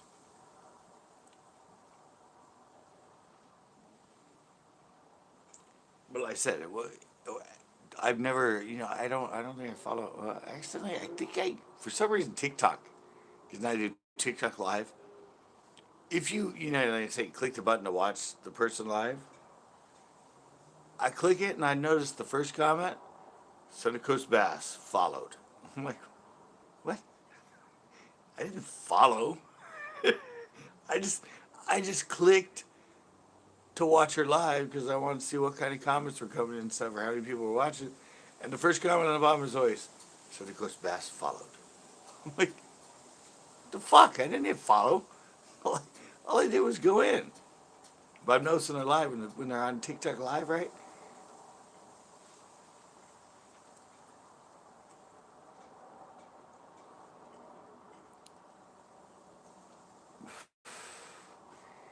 Yeah, that's what I said. That's when I said when I did TikTok. I mean, and even YouTube Shorts. I'm like, what do I have to give them? I mean, you want to show a up to a minute clip of you catching a fish and that? Put it on Instagram.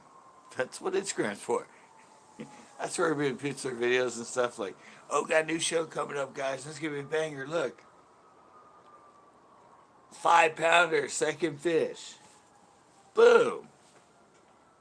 That's not what TikTok and YouTube Shorts are. They're about creative, fun stuff you do within up to a minute.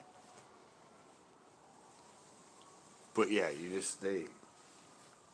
And then I went, oh, I can put up the clips of human fishing. Those are quick little clips because I'm there a lot and all that live, and I only have like 10, 15 second, 30 second of the whole process of scaring him. And oh, well, that'd be perfect for YouTube Shorts.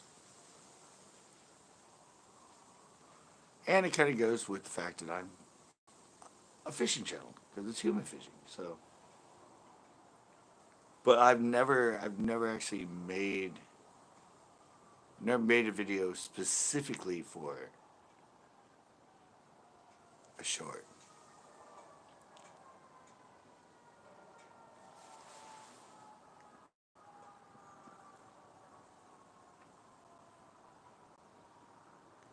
Yeah, that's what it is. It's 50% personality, 50% content.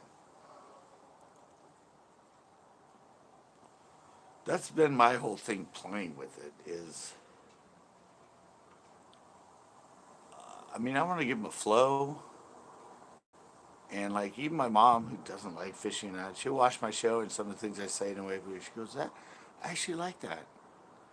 And I don't even like fishing or know nothing about fishing, but I actually like that. Well, exactly. It's supposed to be entertaining, and I kind of subliminally or kind of in the background throw in stuff like I show you the band musician. But then I get to people that go, "You need to do a section where you actually sit down and at the end of the video and tell us everything you used and how you fished it and how you caught it." And I'm like, why did I do that? It's, if you're intelligent and smart enough to be a fisherman that becomes a smart, intelligent fisherman, you will pick that all up in the video. I picked it up by watching people and talking to them every once in a while. You have to observe to learn. And to do it all and you don't even comprehend any of it, and at the end go, you got to use this, you got to use that, you should use this.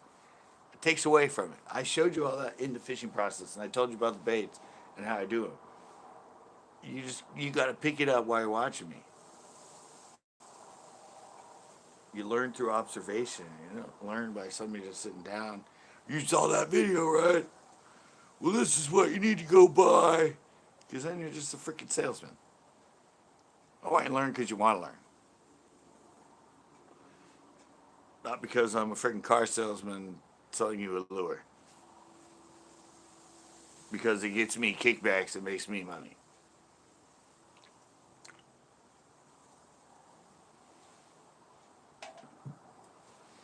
But it's just a really fine edge. I mean,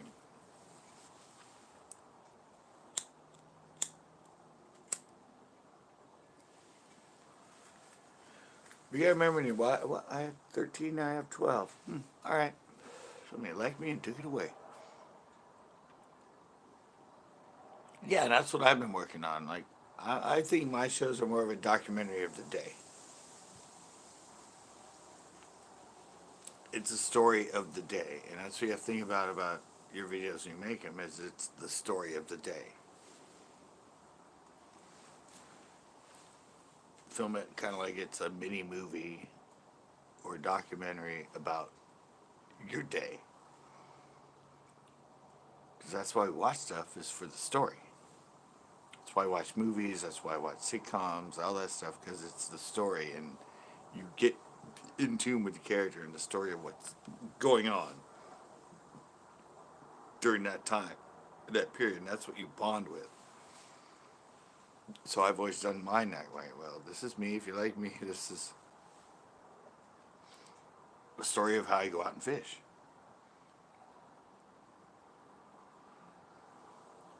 Yeah, I talk to the camera like I'm talking to people.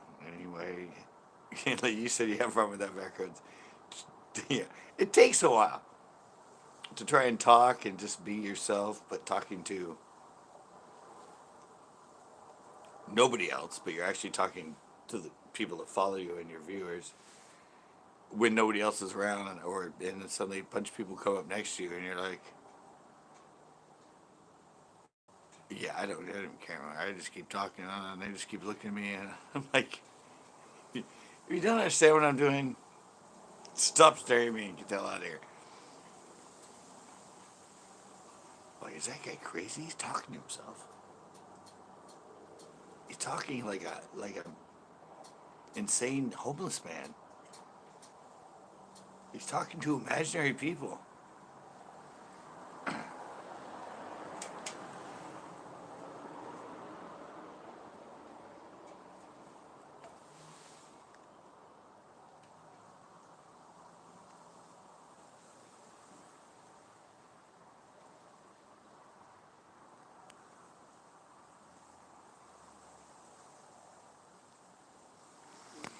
Oh yeah,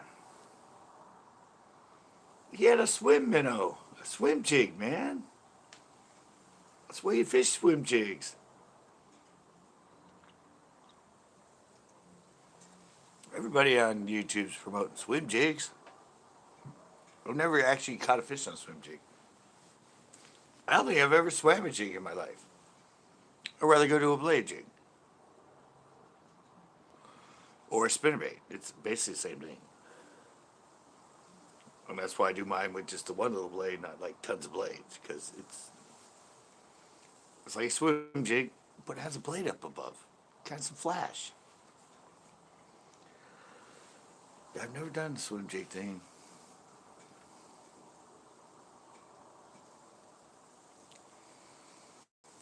You should have done educated him back roads. You should have done your civic YouTube duty and went, dude, are you doing that because you learned it from one of those guys that's on your shirt? Slapped him and went, come with me. I'll show you how to catch fucking fish, kid. I'm too shy. Hush, hush, eye to eye. Too shy. Sorry, that Kaja Gugu song always comes to my mind when somebody says, I'm too shy. Yeah, I'm still shy at times. Certain kind of places, certain situations when I'm like filming that I kind of like,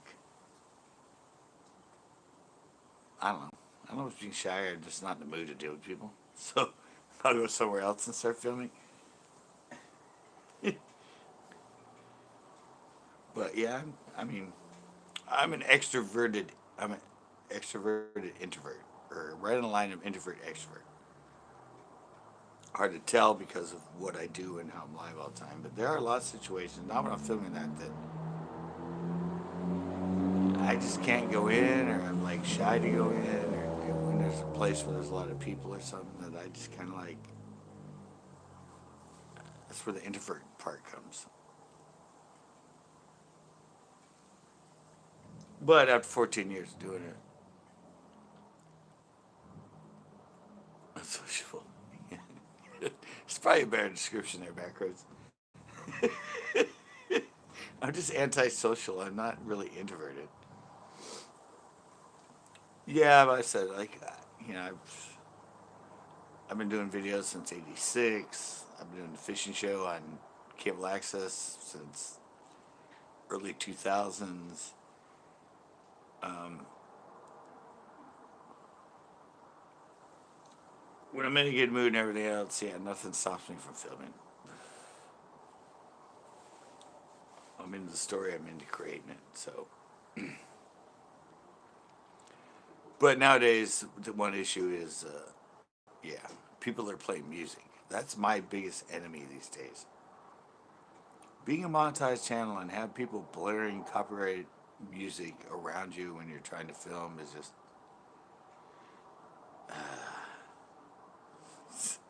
I have to stop so many times just because I know I'll get flagged. It's either people with the car going by or people on a bike with their freaking MP3 or their Bluetooth to their speaker thing, and they come start talking to you, and you're like, this would be great footage, except you're blaring Beyonce way too loud in the background that I have to yell at you just to hear you talk. I can't use any of this footage. Yeah, just this one I just filmed at El Estero. Some guy pulled in the parking lot right as I was getting ready to end it, and I was kind of scripting, kind of what I had to do to get that. And he had his windows down, and he was freaking blaring his music, and he had his hood up, and I'm just like, oh, fuck, really? Now? I was ready to get out of here. And I kind of had it all scripted, and I have blaring like rap music in the background.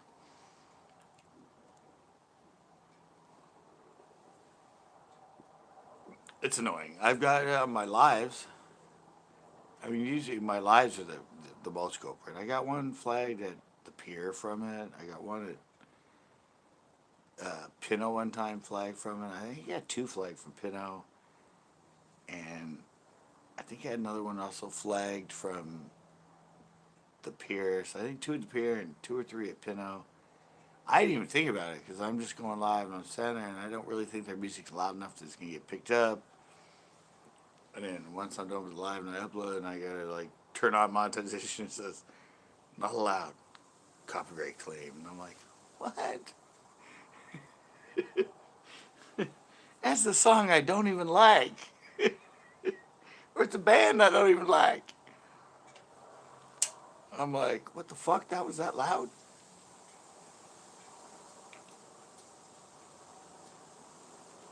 Yeah, it's tough. You have to learn all that crap. But the one thing I'm doing actually is with more of the storytelling type stuff, I'm learning how to do it better when it's like a slow day or when the bite's not good. As the director of it now, I kind of kick in to go and okay, it's a fishing show, but the fish ain't biting. So I need to talk to myself more and make, suddenly become more educational with stuff and all that stuff because it ain't going to be any or many fish in this video. So if I want to keep this video the whole day, I'm going to have to be more creative and script it better and kind of be the dialogue and all that to kind of keep it flowing and keep it going because there's a lot of time in between fish. Because I always want to make a story. This video where I go out and I'm there for 8 hours and I catch two fish and the video is like 5 minutes long and it's me with two fish and it's done. I'm like, no, I'm not. The video's going to last the whole day. So I'm going to have to figure out how to create it creatively. to make. And the funny thing is, a lot of my videos that get more of the views are videos where I don't catch many fish or I don't even catch any. But I think that's helped me because I suddenly get more creative with the title and more creative with the thumbnail. So, and then ones that I have fishing at, it becomes more mundane and sort of toned down because I'm catching a lot of good fish. So that should be the point of the video. But they're looking and going, well, that's kind of, So I think, yeah, when I have nothing, I get more creative with the title and thumbnail. And when I have really good substance and what I think is a really good video, I get less creative with the title and the thumbnail. And so I need to keep that intensity up for really good shows with really good fish as well as when I have a show where I don't catch anything or hardly catch anything. And those are the hardest, obviously, to create because, I mean, like you, Backroads, you said you'll go fishing, won't catch anything, and don't make a video. Every time I go to intentionally film, I have to film it.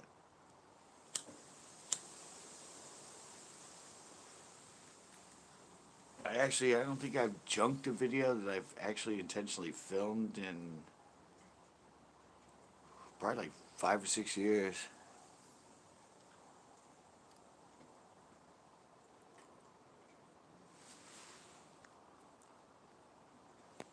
Exactly.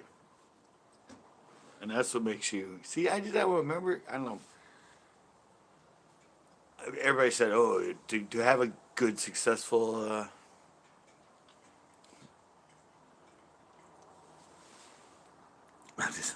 Yeah.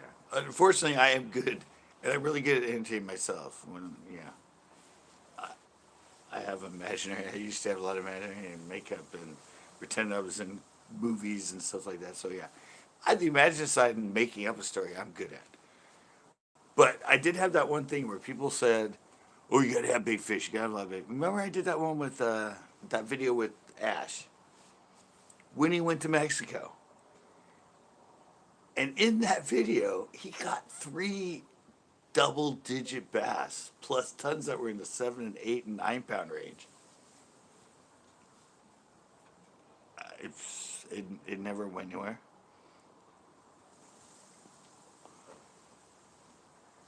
And a lot of that was because it was just him down there, his footage. He doesn't script him like me, so I had to take the footage and sort of try to make it something.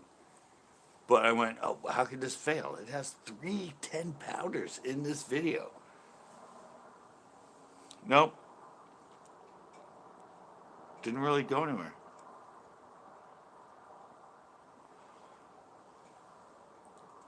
I had a lot of videos with nowhere near that have like 10 times the view. So yeah, it really kind of comes down to storytelling.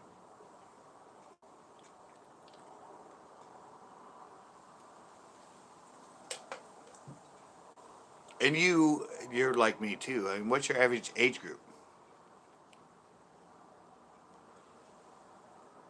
Mine's like 35 to 55. 25 to 55, but the majority of it is in 35 to 55. If you have a lot of little kids,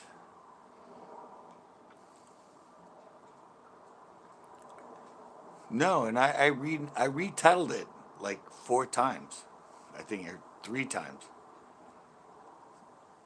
because they say if it's not caking off, whatever. Yeah, you probably saw that video. It was like 2 years ago or something. Yeah, yeah. If you're getting the young kids, if you have 25 below, you get a lot of big bass and catch big bass, your channel's gonna blow up. They don't give a rat's ass what you catch on how you catch. Just you're feeding them big fish, they're all over it. Once they start getting to our age group, they're kind of all over it, and that's when you need to tell more of a story.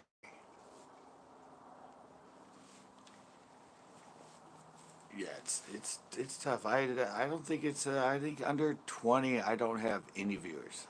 I know I do, but they're probably on their family plan, so the age is under their parents, not their age. But I think I have 0 viewers under the age of 25.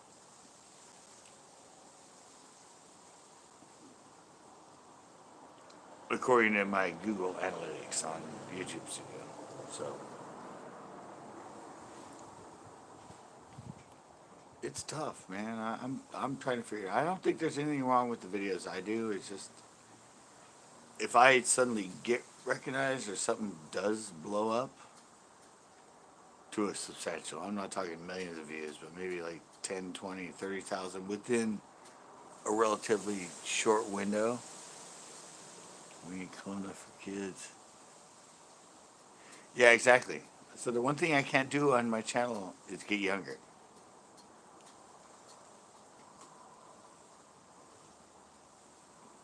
can't.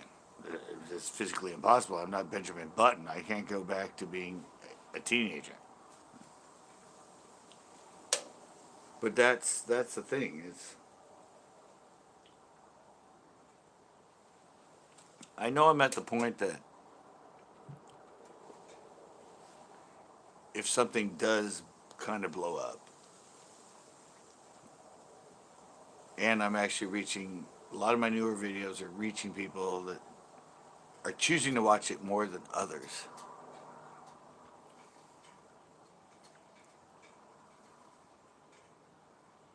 They're already set in their ways. Exactly. And that's where personality comes into it, unfortunately. All right, backwards. I go Tico real quick. Don't leave. Stay there. Stay. Please stay.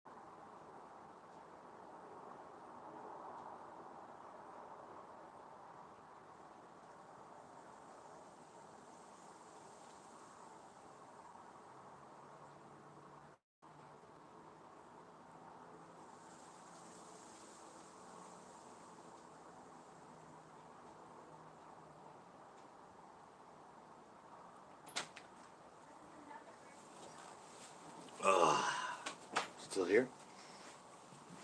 Oh, you stayed. I love you. Um, yeah. Well, on that note, yeah. You're the other one in here. So it says tomorrow's video.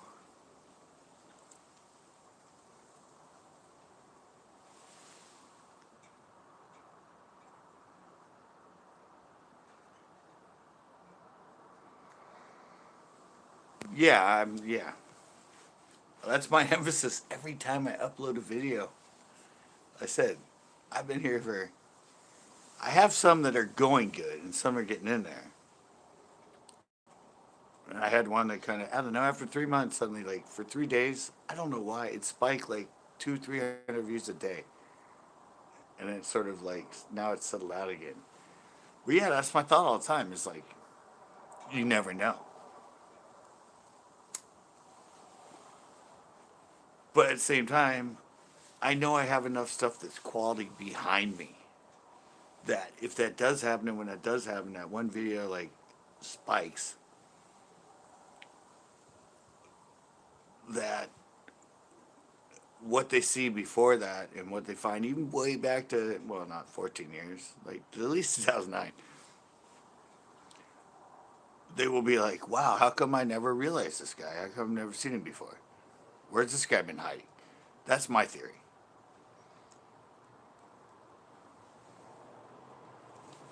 I'm pretty sure I'm good enough with that. I mean, it's like Nicholas. He did that one video that was just blew up, and that's why he's who he is. But now he's getting back to relearning it. he's he does got to get better at his editing.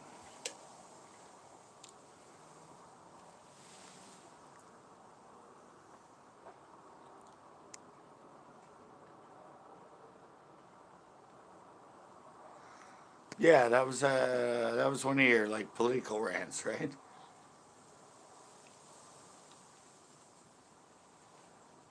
I remember that one. I was in here when you were all like stoked because it was like going nuts. Mine was mine was the that Mike, whoever the guy who got busted for cheating and that. Everybody else, and I went the other route and talked about the guy that followed him around to doing that. Yeah, it got like 5,000 views, but about as quick as the one you had.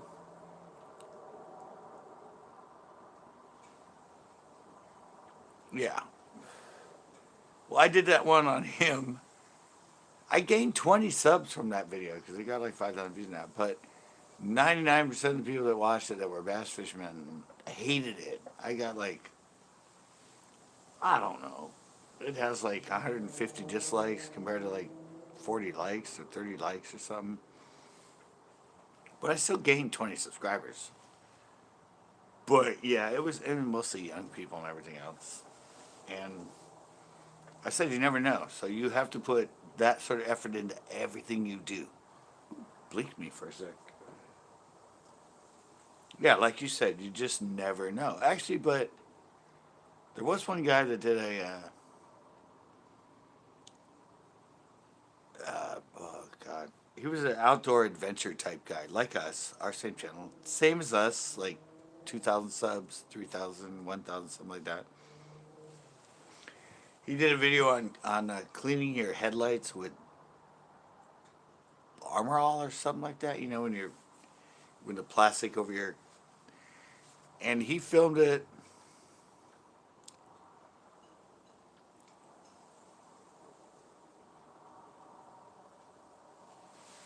Yeah, yeah, but he did it. He filmed it. He wasn't even gonna put it up because I don't know. Somebody said, "Hey, this is a big thing now. People are doing stuff on, you should try it."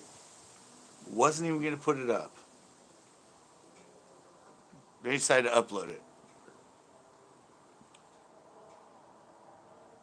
Hey, Joe's.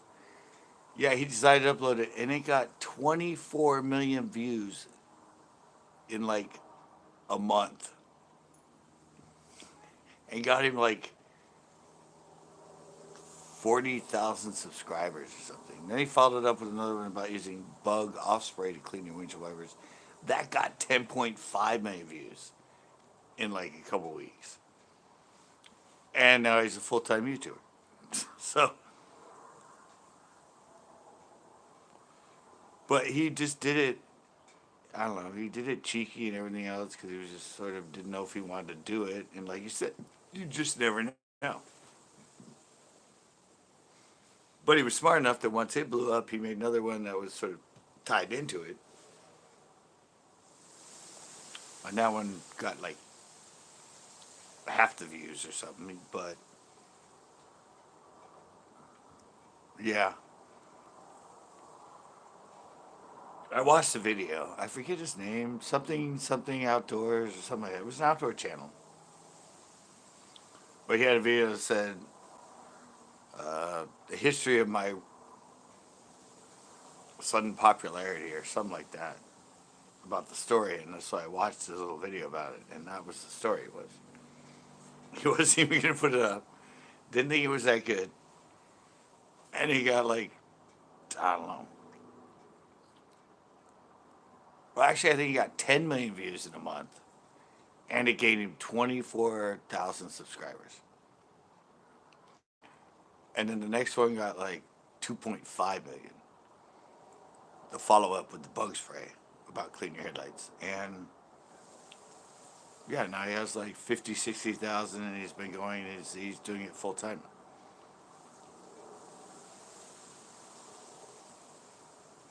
I mean, same story as Nicholas. I mean,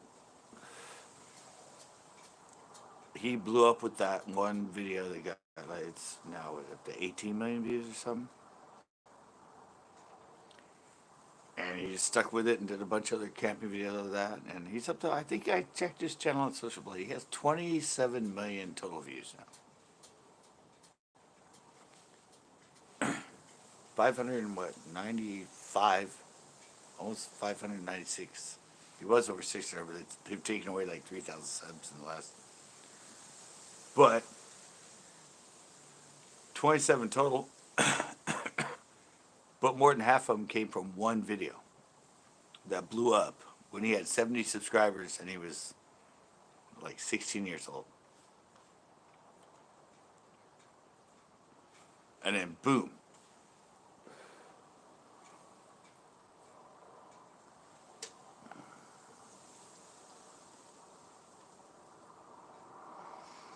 Yeah, he's just got to learn to put together better shows.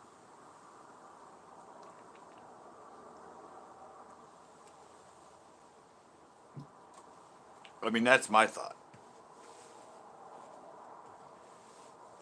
The Kichi young kid that goes out and films on himself, it's just not going to last that long.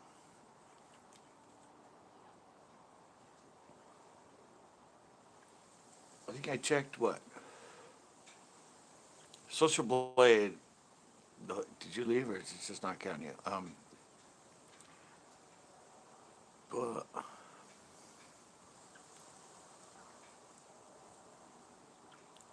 okay. Yeah, he only had 87,000 this month.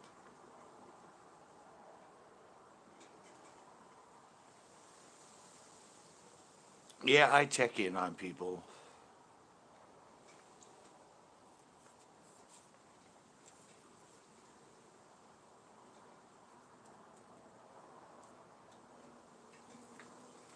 I check Social Blade. Social Blade gives me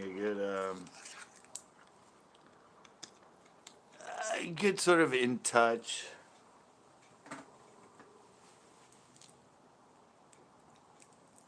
Allows me to sort of analyze other people and friends, especially when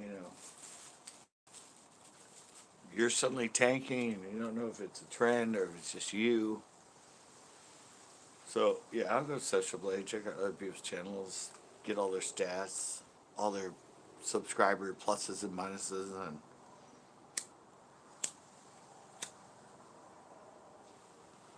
their view count for the month and that sort of stuff. I mean, it's part of my life, so it's part of the business. You got to watch competition.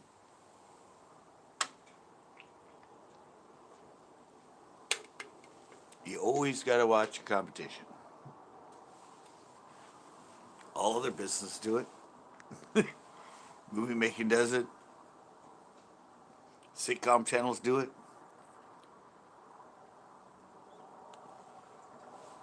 I always check it to see if it's just me or if it's a trend.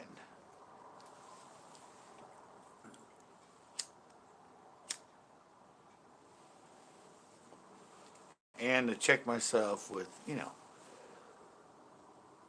friends of mine that are YouTubers and see how they're doing and see what I kind of noticed on my own and their view count and all that and go, hey, does he need to up it up? Or am I just not? And I look and oh, okay, yeah, he is, yeah.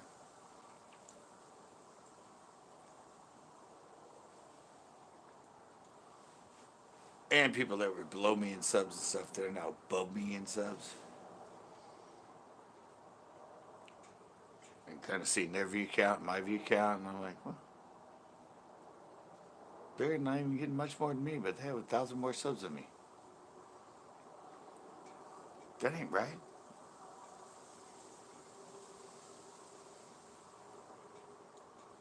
They should be skyrocketing it over me at this point.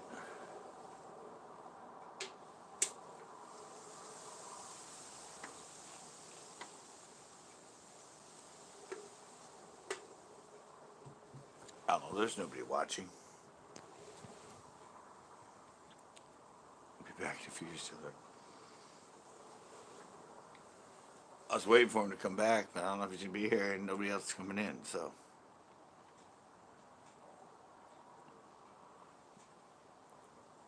I lasted 2 hours. So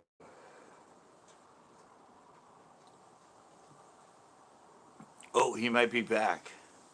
Somebody's back. Sorry, I've just been talking to nobody, so I don't know who's in here.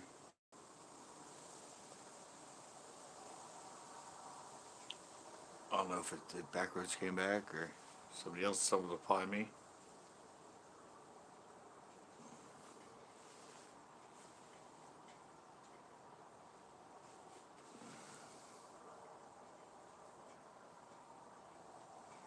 Where's the next spot?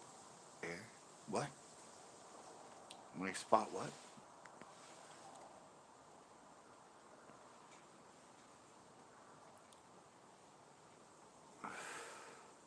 Oh, next spot, sir. Why did I think I said air? I don't know. I do have tentative plans to fish, I think, Pinot with Jessfish on the, I think, 18th. Saturday the 18th at Pinto. He's actually going to bring his boat there. So that might be fun. As far as planned outings, that's the only one I have. I think Friday's video is going to be a Biology Bites about bass vision. That'll blow your mind.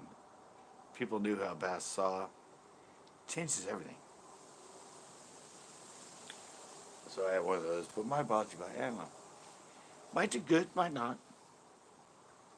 Usually my highly educational stuff doesn't get many views.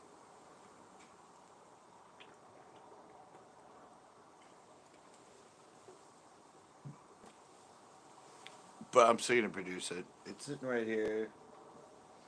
Got it scripted.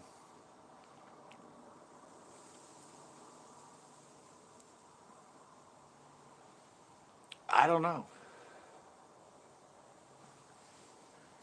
It is about time it'll get going. Usually, like my middle of May into June, it's a full-on summer pattern. They're in post spawn right now at Pinot, and I don't know if we can flip. I haven't really been about to do good flipping in Pinot in a long time, and that's kind of the way I used to catch the majority of my fish in Pinot. Till I started fishing with Chris in his boat, where we had to anchor, and then I started going to the outside stuff, the triangle area and all the other. But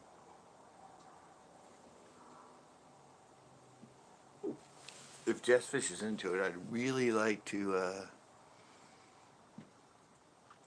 if they're there, of course, if they're biting, they probably should be, doing some really good flipping.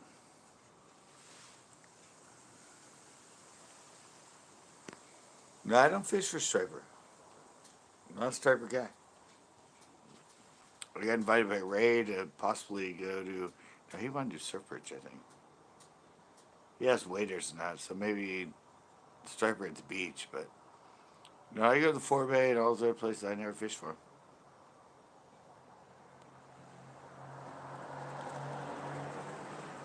Forebay is really good for striper. I've never caught one in there. I never focused on them. I always catch largemouth. I've caught a lot of striper in the Delta during tournaments. I think I caught 5 like 4 or 5 pounders one time in a Delta FLW tournament.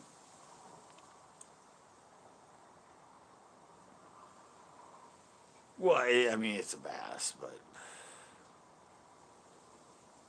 it's not in the same family. It's not a sunfish. It's a different kind of bass, and they eat like dead fish laying on the bottom. That's not a bass. Come on. The ocean's different though. Catching striper in the ocean and the surf and the waves, that's a challenge.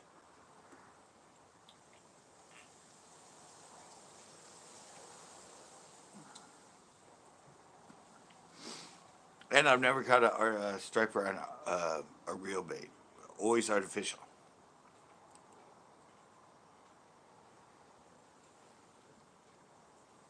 I know a lot of guys out here like to just throw out bait.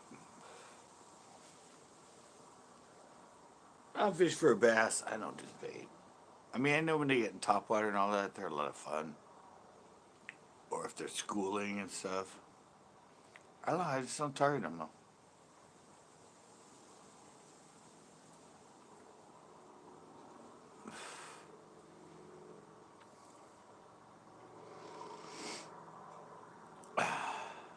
Well, at the beach, half-ounce swim bait. Or a chatterbait. Well, our blade jig, our jig jig. But yeah, bladed jigs actually work really well. But I caught all mine in the ocean. I caught one on a blade jig, and I caught a couple big surf birds on a blade jig one year. But yeah, half ounce. See, everybody told me, oh, you want a 1 ounce or 1.5 ounce swim bait. And I don't know, I threw that thing out there and it just didn't work. I mean, because I'm trying to mimic the fish they're chasing, so I want it to be like pulled in the tide and moved here and go into drift and that. When I had the half ounce, I tried a 1.5 ounce. It came through it too unnatural. Like it didn't really move much, and it didn't. So I went there with a half ounce Bass Tracks, 5 1/4 inch swim bait, and that's what I caught them all on.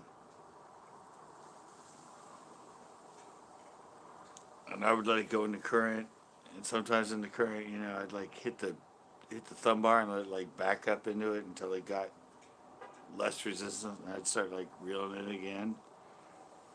But yeah, the half ounce and the every say, oh, you need a 1 ounce, a 1.5.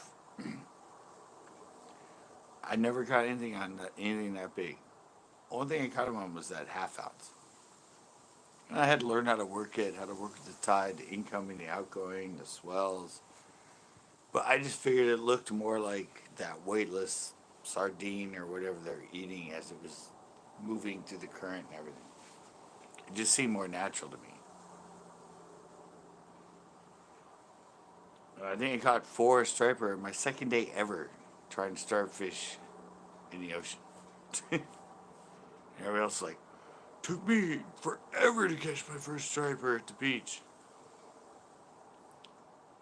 I'm like, really? It took me. I told the story a little bit earlier on the slide, but yeah, it took me like second day. Caught 4. I'm like, I got this. Yeah, you gotta go. I mean, and I only use 17-pound mono.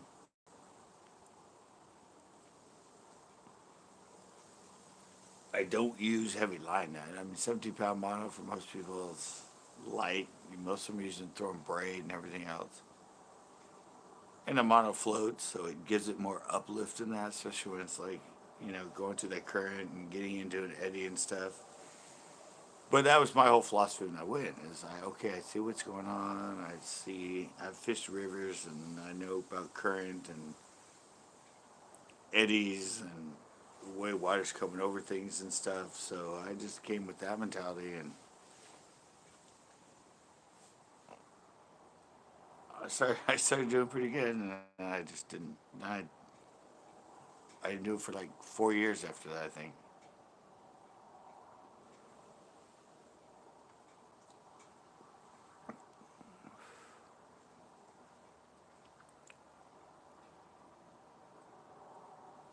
How would you set up your?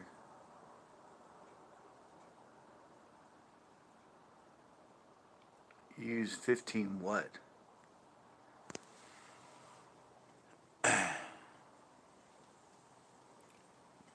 You're bait fishing now, aren't you?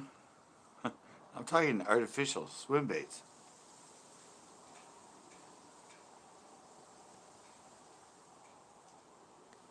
I think you're talking. If you're using 15, you're talking like using sand crabs and stuff, right? Bait fishing. If you want to keep something on the bottom in the ocean, yeah, you have to go really heavy. But I'm fishing it. Oh, 15-pound mono. No, I use 17.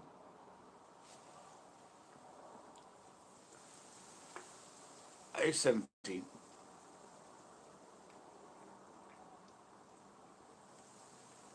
And I'm out there with a 7 foot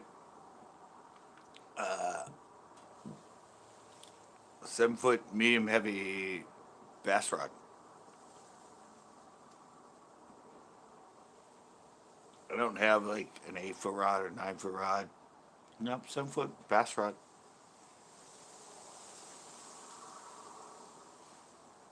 17-pound mono. I found the jig head with like a 5 inch. I think it was bass tracks I used at the time, or fish tracks, something like that. But the bladed jig I used when I was there was only a 3/8.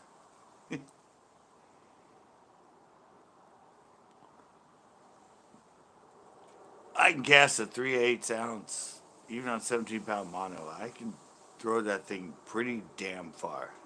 I usually fish, 3/16 to 1/8. 1/8 quarters heavy for me on a bait caster. 3/8 is super heavy for me, so I would just like, I get that thing out really far. I pass like the second and the third wave coming in the beach. One that's nice thing too is matching your cast to the wave. You always want to hit it into the backside of an incoming wave. That's the best thing to do. If they're set further apart, it's a lot easier. If they're like really tight, a lot of waves hitting, only like 2, 3 feet.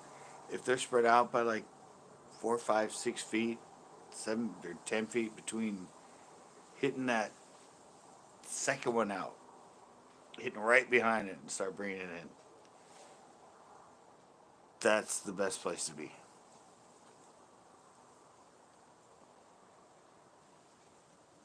I don't know, it's weird. I think a lot of surf fishermen don't even think about positioning their bait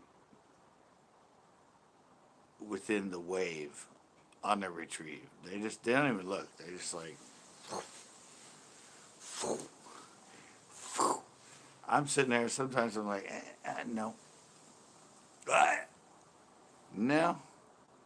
Oh yeah. I'm timing. I'm timing my landing of the bait into the wave that's coming in.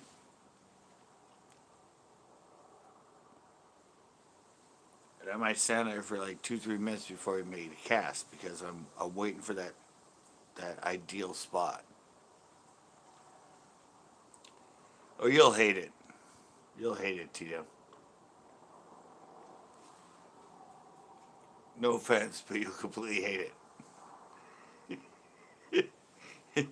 If you think, I know your knowledge at lakes and where to cast and all that. Oh, dude, when you go to the ocean with the waves and the current and the tide and the wind, it's like every cast of the lake times 5. Times 5. You have to think of 4 other things before you make a cast than you do at a lake.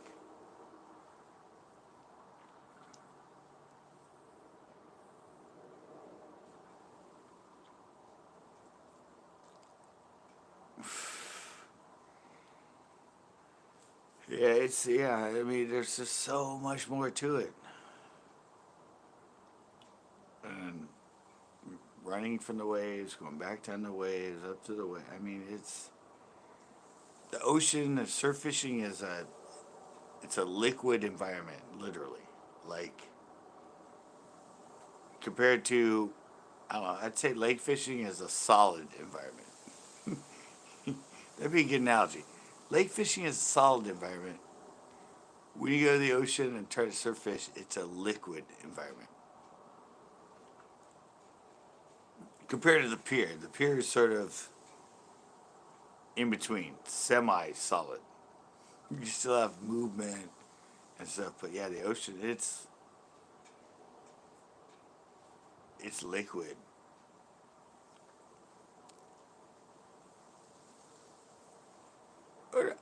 It's fun to try.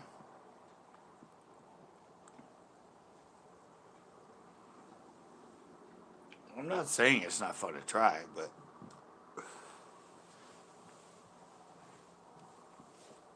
it's a whole different ball game, man. It's going from the B League to an NBA star difference.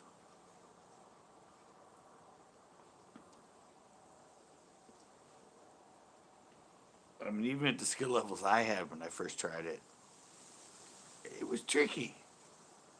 It was really tricky to, but I already had all the skill sets behind me, so it only took me one day of not knowing what I was doing. The next day I got 4.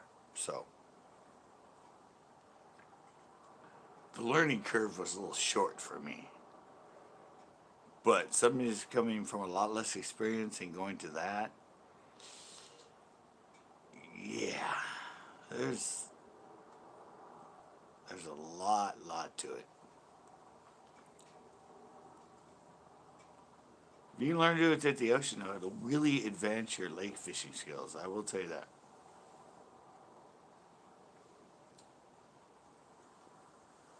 You'll, you'll get bored.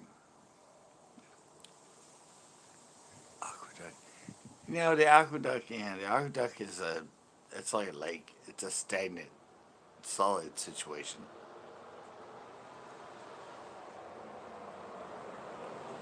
Ocean is freaking. It's whole. If you want to catch fish, if you don't care and just want to stand there and cast and cast and cast, or throw out a bait and kick back in a lawn chair and have a couple beers until something hits it. But if you're an active fisherman using lures all the time, it's a whole different sport.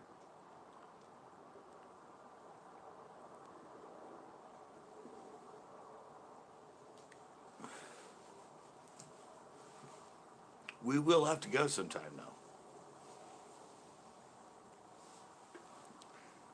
Maybe you go with well, I said I want to teach you how to.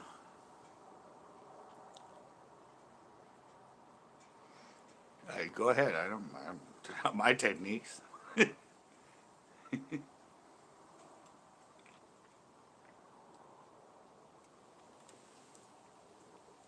I just fish what looks, or to me, feels more natural for any situation. And all the people I met, Doomsday, what's up? Talking surf fishing right now. Um, I don't know what they told me to use when I threw it out. I was like, this is way too heavy. This is like not looking natural. This is coming through the current and coming through stuff just unnaturally. So I went half ounce, and I was like, oh yeah, okay, this is more what I think like what they're feeding on might be swimming or might the way they might get washed around in the current or swept into the eddy, and I caught them right away.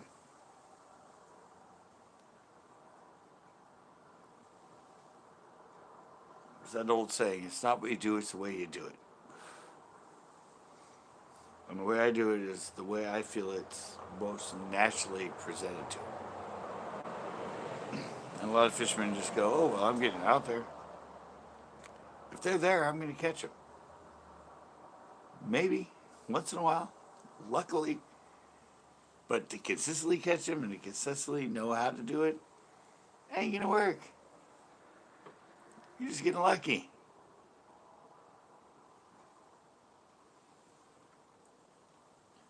You catch one fish in 100 casts, I catch two fish in 50 casts. I, I think I have something a little more dialed down than you. Just, you know,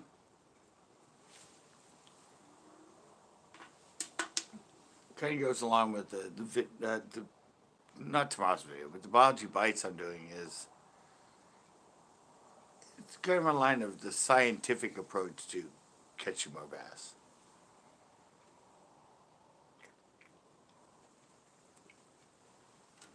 And the more you understand the bass and actually like, or predator fish like striper, bass, salmon, trout, the more you understand them and how they see their world, the better you're going to catch them.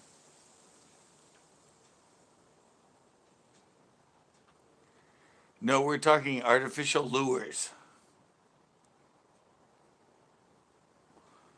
We're not talking dropping a bait.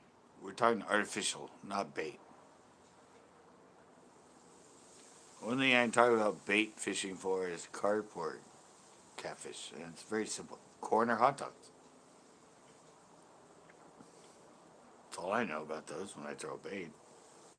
Or uh, sit it in a chair and sit in a chair and drink a beer while you watch if you get a bite. No, we're talking active baits. in, or stripers in the surf on an artificial lure.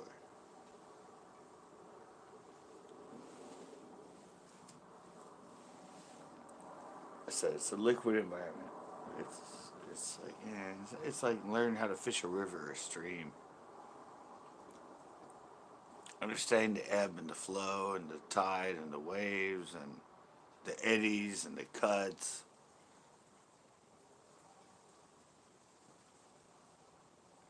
It all seems very like hard to learn, but not really. It's actually very simple. I mean, but you got to be fishing the right weight, I mean, the right line, all that stuff. But to me, once I see it and I understand it, I know how to set up to mimic what I think will give me my best advantage to possibly catch whatever target fish I'm going after in that situation. And that's why I try to teach on in my shows and my tips and tricks and my biology bites is getting yourself to that point where it's easy. Yeah.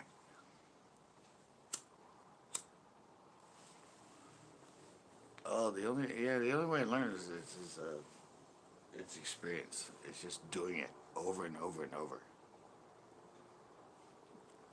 and realizing what caused the success and what didn't.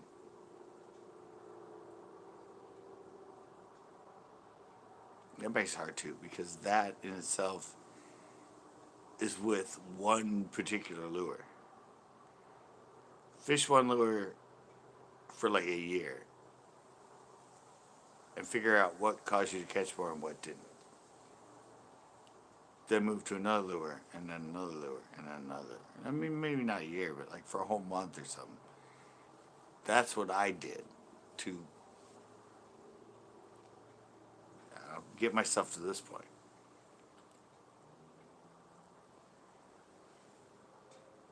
I would seriously go out for a whole month and only fish one style of bait. If I was out for 8 hours or 4 hours or whatever, one bait. I've said that. How to create a confidence bait, and that is not like going out and throwing. Like, I tried jig today. I tried a worm today. I tried a spinnerbait today. I tried a rattle trap today. I tried a topwater today. I didn't catch anything. I didn't get any bites. Like, well, how often do you fish each of them? Well, I fished a worm for about 30 minutes. I tried jig for another like 20 minutes, and I tried this for like 40 minutes. Yeah, and I went, well, but I mean, how often do you fish? Oh, no, I try them all every day. I'm like, that's that's not going to teach you. Have you ever intentionally gone out and just fished one bait or one style of bait, like drop shot or a net or a jig? Only that bait for a whole freaking day. No, no, I've never done that. I'll throw it for like 20 minutes, then I hit it, I'll switch to another bait, I'll switch to another bait, or I'll switch to another bait. I'm like, how's that going to teach you how to fish a bait then? You have no idea. Yeah, I tried it for like 20 minutes because some guy said he was catching a bunch of them on the net that day. And yeah, I tried it, and then I started throwing something else and something else and something else. I'm like, well, he said he caught a bunch of fish on the net, and the net was working. Why don't you just try to learn that bait and throw the net all day and figure out, hey, this guy here, he showed me photos of 6 fish he caught today, and good ones on the net. I threw that thing for 20 minutes. I couldn't get a fish to bite it. 20 minutes, wow. That's a long time, buddy. Try fishing it for the whole 8 hours you're here. And try different colors. Try different retrieves. Because if he's catching them, that means they like it. But he ain't getting lucky because he's fished the Ned for years and he knows how to fish it.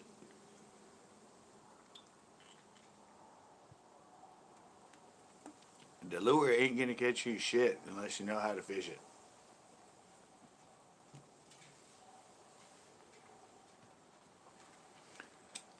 And the only way you can learn how to fish it is to spend time and time and time and time fishing it.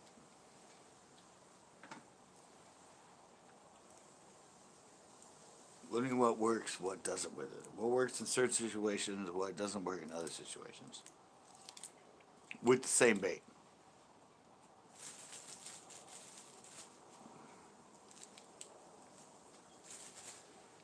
And then suddenly you're like, whoa, wait. I'm suddenly, I'm suddenly, I've suddenly caught like 5 fish on this bait. I'm, I've only caught one a day on this bait. Like, what's, all right, let me think about this. What am I doing different? What is, what made, yeah. All that starts working and all that starts putting that 300 piece all green puzzle much easier to put together.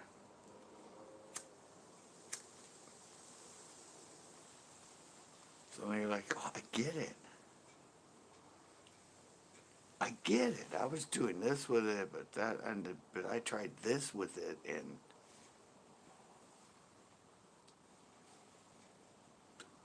it's freaking right.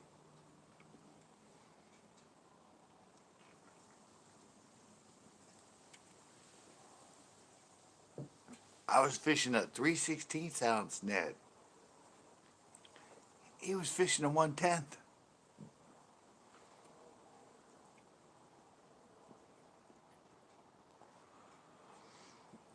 All that matters. All that makes it. It's kind of like me thinking of it. I have certain baits I use any given situation, a time that I think they'll work, and a time to catch a fish.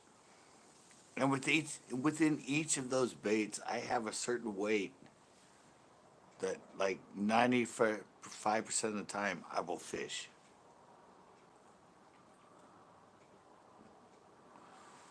Or 100% of the time.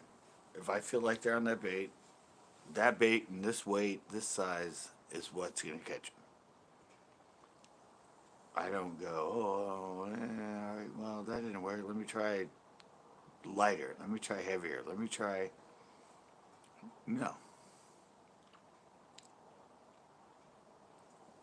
Yeah, but see, I don't use bait.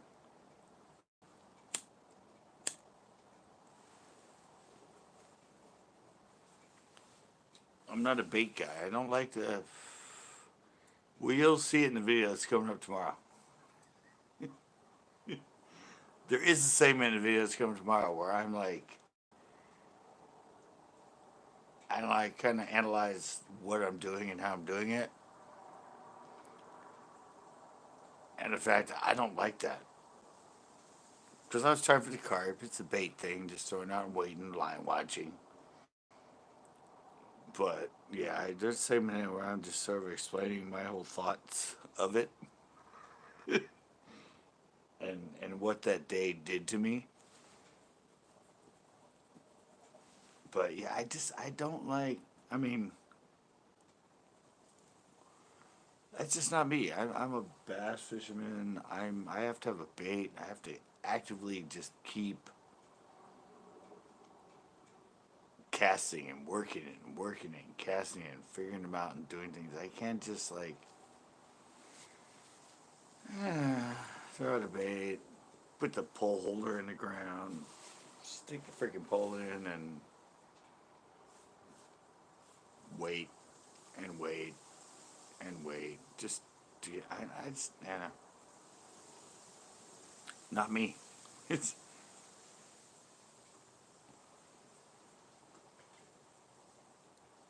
I get bored when I do that, so I have to like constantly be moving, constantly be casting, constantly figuring stuff out, feeling the bottom, waiting for a bite, getting clues from the fish, kind of, My battery's that dead already? Well, that's good. So I'm not plugging in today.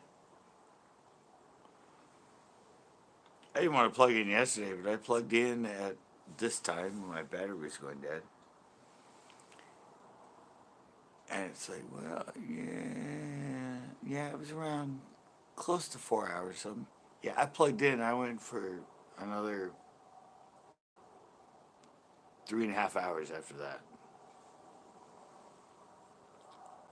So I don't want to do that. The stream's ending when my battery goes dead. It's my new philosophy. Educate till you, I don't feel like you should educate anymore.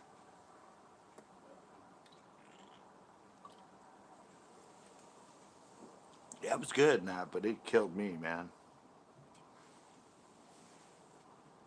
It was like 7 hours and 13 minutes. I think it was after 3 o'clock here. I get off my live, and I was just like, it was a stimulating conversation. It was really good. It was really fun, but it's kind of like I do this because it's fun and it's great to do, but it doesn't feel like work, or it doesn't after it doesn't make me like tonight. Doesn't make me feel like really I was at work, but those Monday panels sometimes when I've been suddenly going for 6 hours, 7 hours, it's like it makes me feel like a job, and I'm usually too courteous to try and shut down. So we have good people on here. It's stimulating conversation, so I plug in. Yeah, and then about the last hour, I'm like done with it, but we have more people in, and people start watching. And I feel obligated to keep it going, and I I take away from my time just to, and I shouldn't. I should be controlled enough to go. Okay, guys, we went on here for 4 hours. I gotta go. But I don't. People are watching. People are having fun. People are learning. They're educated. They like the conversation. So I get to the point that I'm like, all right, let's just keep it going then. And people are here. But there's a certain point you have to feel that it's uh, not to word it, but it's a degradation of your health or your whatever. Yeah, because I said I did that last night. Didn't even think about the fact that I had to edit a whole show today. And I talked about this earlier on the stream, but then I went to bed and I'm like, God, it's so late. That was so great. And all of a sudden I went,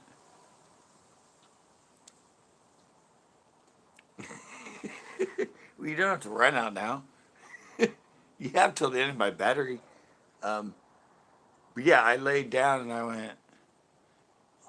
I thought, it's 3:30. I'm like, well, I don't have anything to do tomorrow. And all of a sudden I went, oh shit. I have to edit a whole show tomorrow. That's going to take like 5, 6, 7 hours. Yeah, so it was.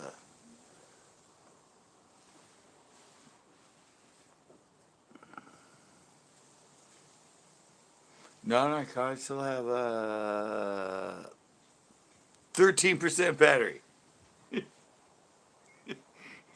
I'm letting my battery tell me when to go. No, I say, yeah, it's just, I'm 54 now. I'll be turning 55 at the end of this month. And yeah, energy wise and everything else, I still think I'm like in my 20s and 30s, but reality wise, no, I'm not. Last night, actually, My leg still hurts today. For some reason, oh, the way I was sitting on this chair or whatever, and I didn't have a blanket on me, and the way I was sitting out, I got up and started to walk after it, and I was like limping like crazy. My leg still hurts today. And I don't know. I just didn't. I mean, the 7 year old you shouldn't sit like this, like upright that long, health wise. I don't know. But yeah, once I get up, I was like, oh my God, what the hell did I do to my fucking leg? Like, I'm like, why is it? I think it was just the way I was sitting, or I don't know. Age sucks, guys. I never believed people when they told me that. Yeah. Hey, Steve. I never believed people when they told me that. But you know, for me, it was, but I was skateboarding, I beat up my body and everything. I've had friends younger than me that have already had hip replacements. And some were, I had to have back surgery and stuff. And yeah, up to 50, I still felt, but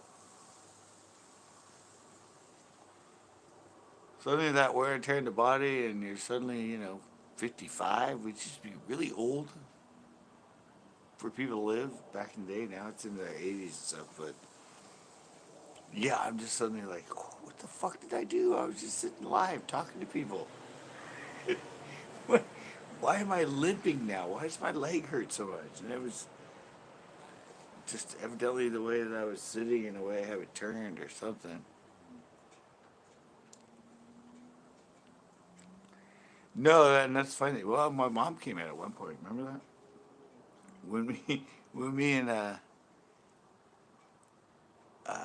and Captain were we weren't arguing, but we were going back at each other a lot. My mom's like, "What's all the shouting about out here?" I'm like, "Oh, we're not shouting. We're just what we do. We're just having fun with each other."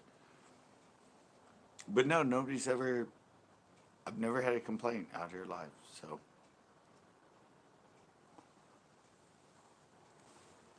I'm doing good. I mean,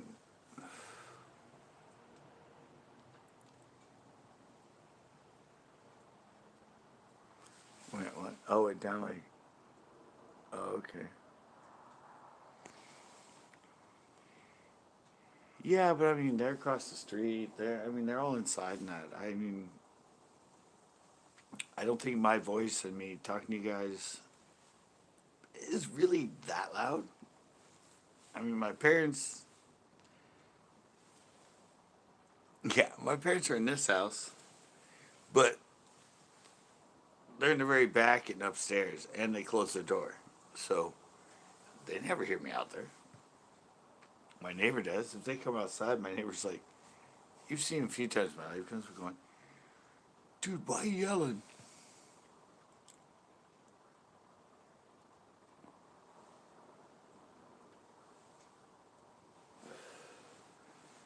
Like, but I'm up against this, and I'm on my porch. It's an echo chamber, so. But I don't know. Houses around here are pretty sealed. Most people have double pane windows, all that stuff. I mean, I'll be inside in the kitchen right in there, and there's a bunch of people out here talking and everything. I don't really hear them. Then suddenly I come out the door and I can, like, when I'm sitting on here, I can hear them. I'm like, God, I'm trying to just watch my YouTube, and I'm annoyed because they're having a party next door, and there's people outside and talking and all that, and I'm kind of annoyed. But I go inside, go to my room, I don't hear anything.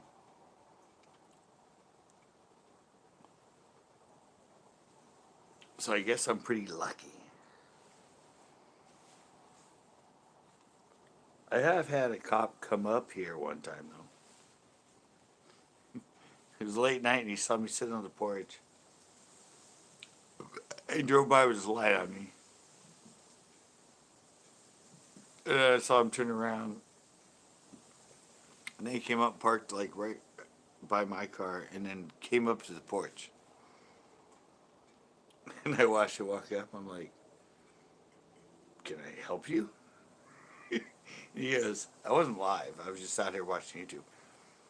He goes, do you live here? I'm like, yeah. I mean, the door's open. You can go in if you want.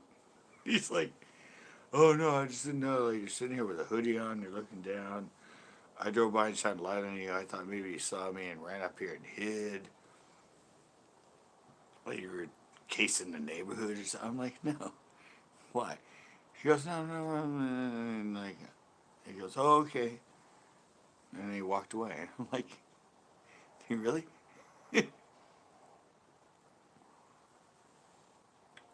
Yeah, I was sitting, as I said, I was sitting out here, and usually my phone's in my lap, and I'm sitting here reading, but I had my hood up because it was cold out. All of a sudden, I looked up because I heard the car coming, and he had the light on, and he's shining on me. I was like, well, that's cool. They're checking the neighborhood. And then he turned around. Then he stopped, and they started working. I'm like, well, this ain't cool. I thought it was cool that you were protecting us from other people, but now suddenly you're coming up here and like, want to know why I'm sitting on my own porch? That ain't right.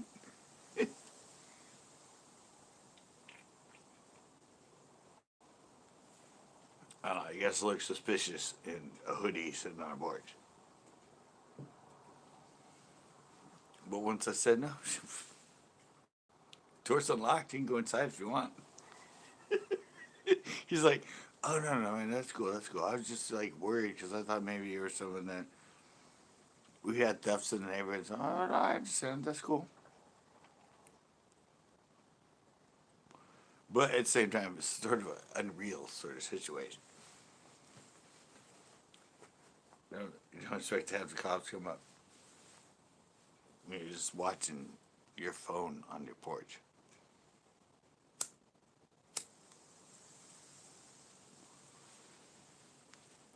In a neighborhood like this, I mean, maybe the Bronx or LA or something, yeah, that, you know. But I'd probably have like five other homies on the porch. We'd be doing like dice against the wall sort of thing. We'd just sit on my porch in a hoodie.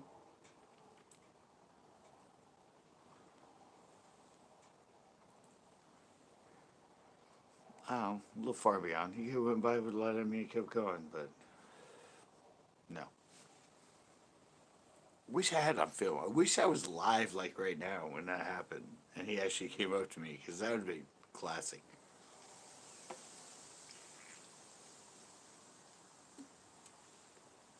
That would have been like a classic YouTube video.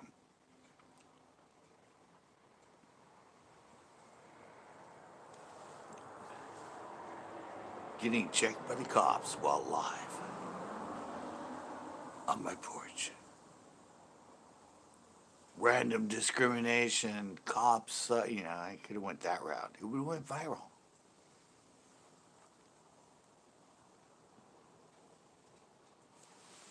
But you know me. I don't go that way. Where's my battery at now?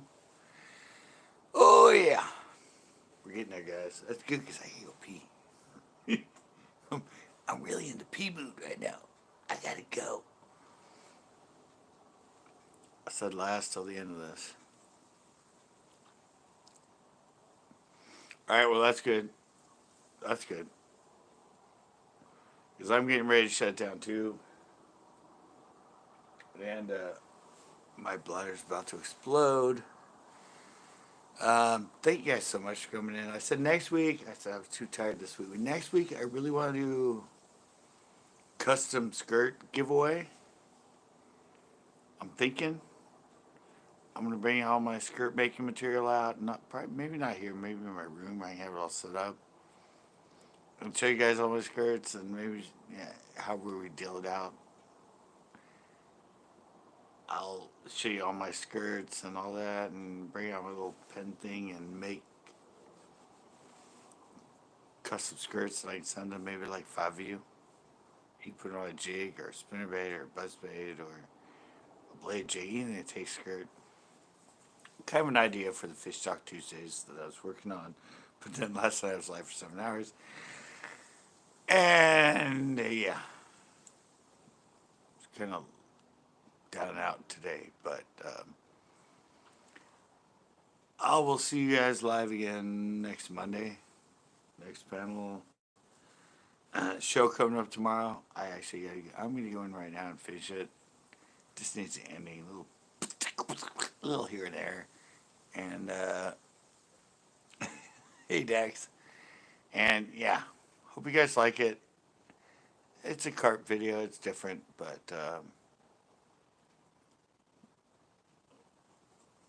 it was different. But I'll see you guys tomorrow on the video, but live next Monday. I'm out. Oh, and merch. Remember, guys, merch. 15% off. Promo code birthday. This whole month, 15% off. Go check it out.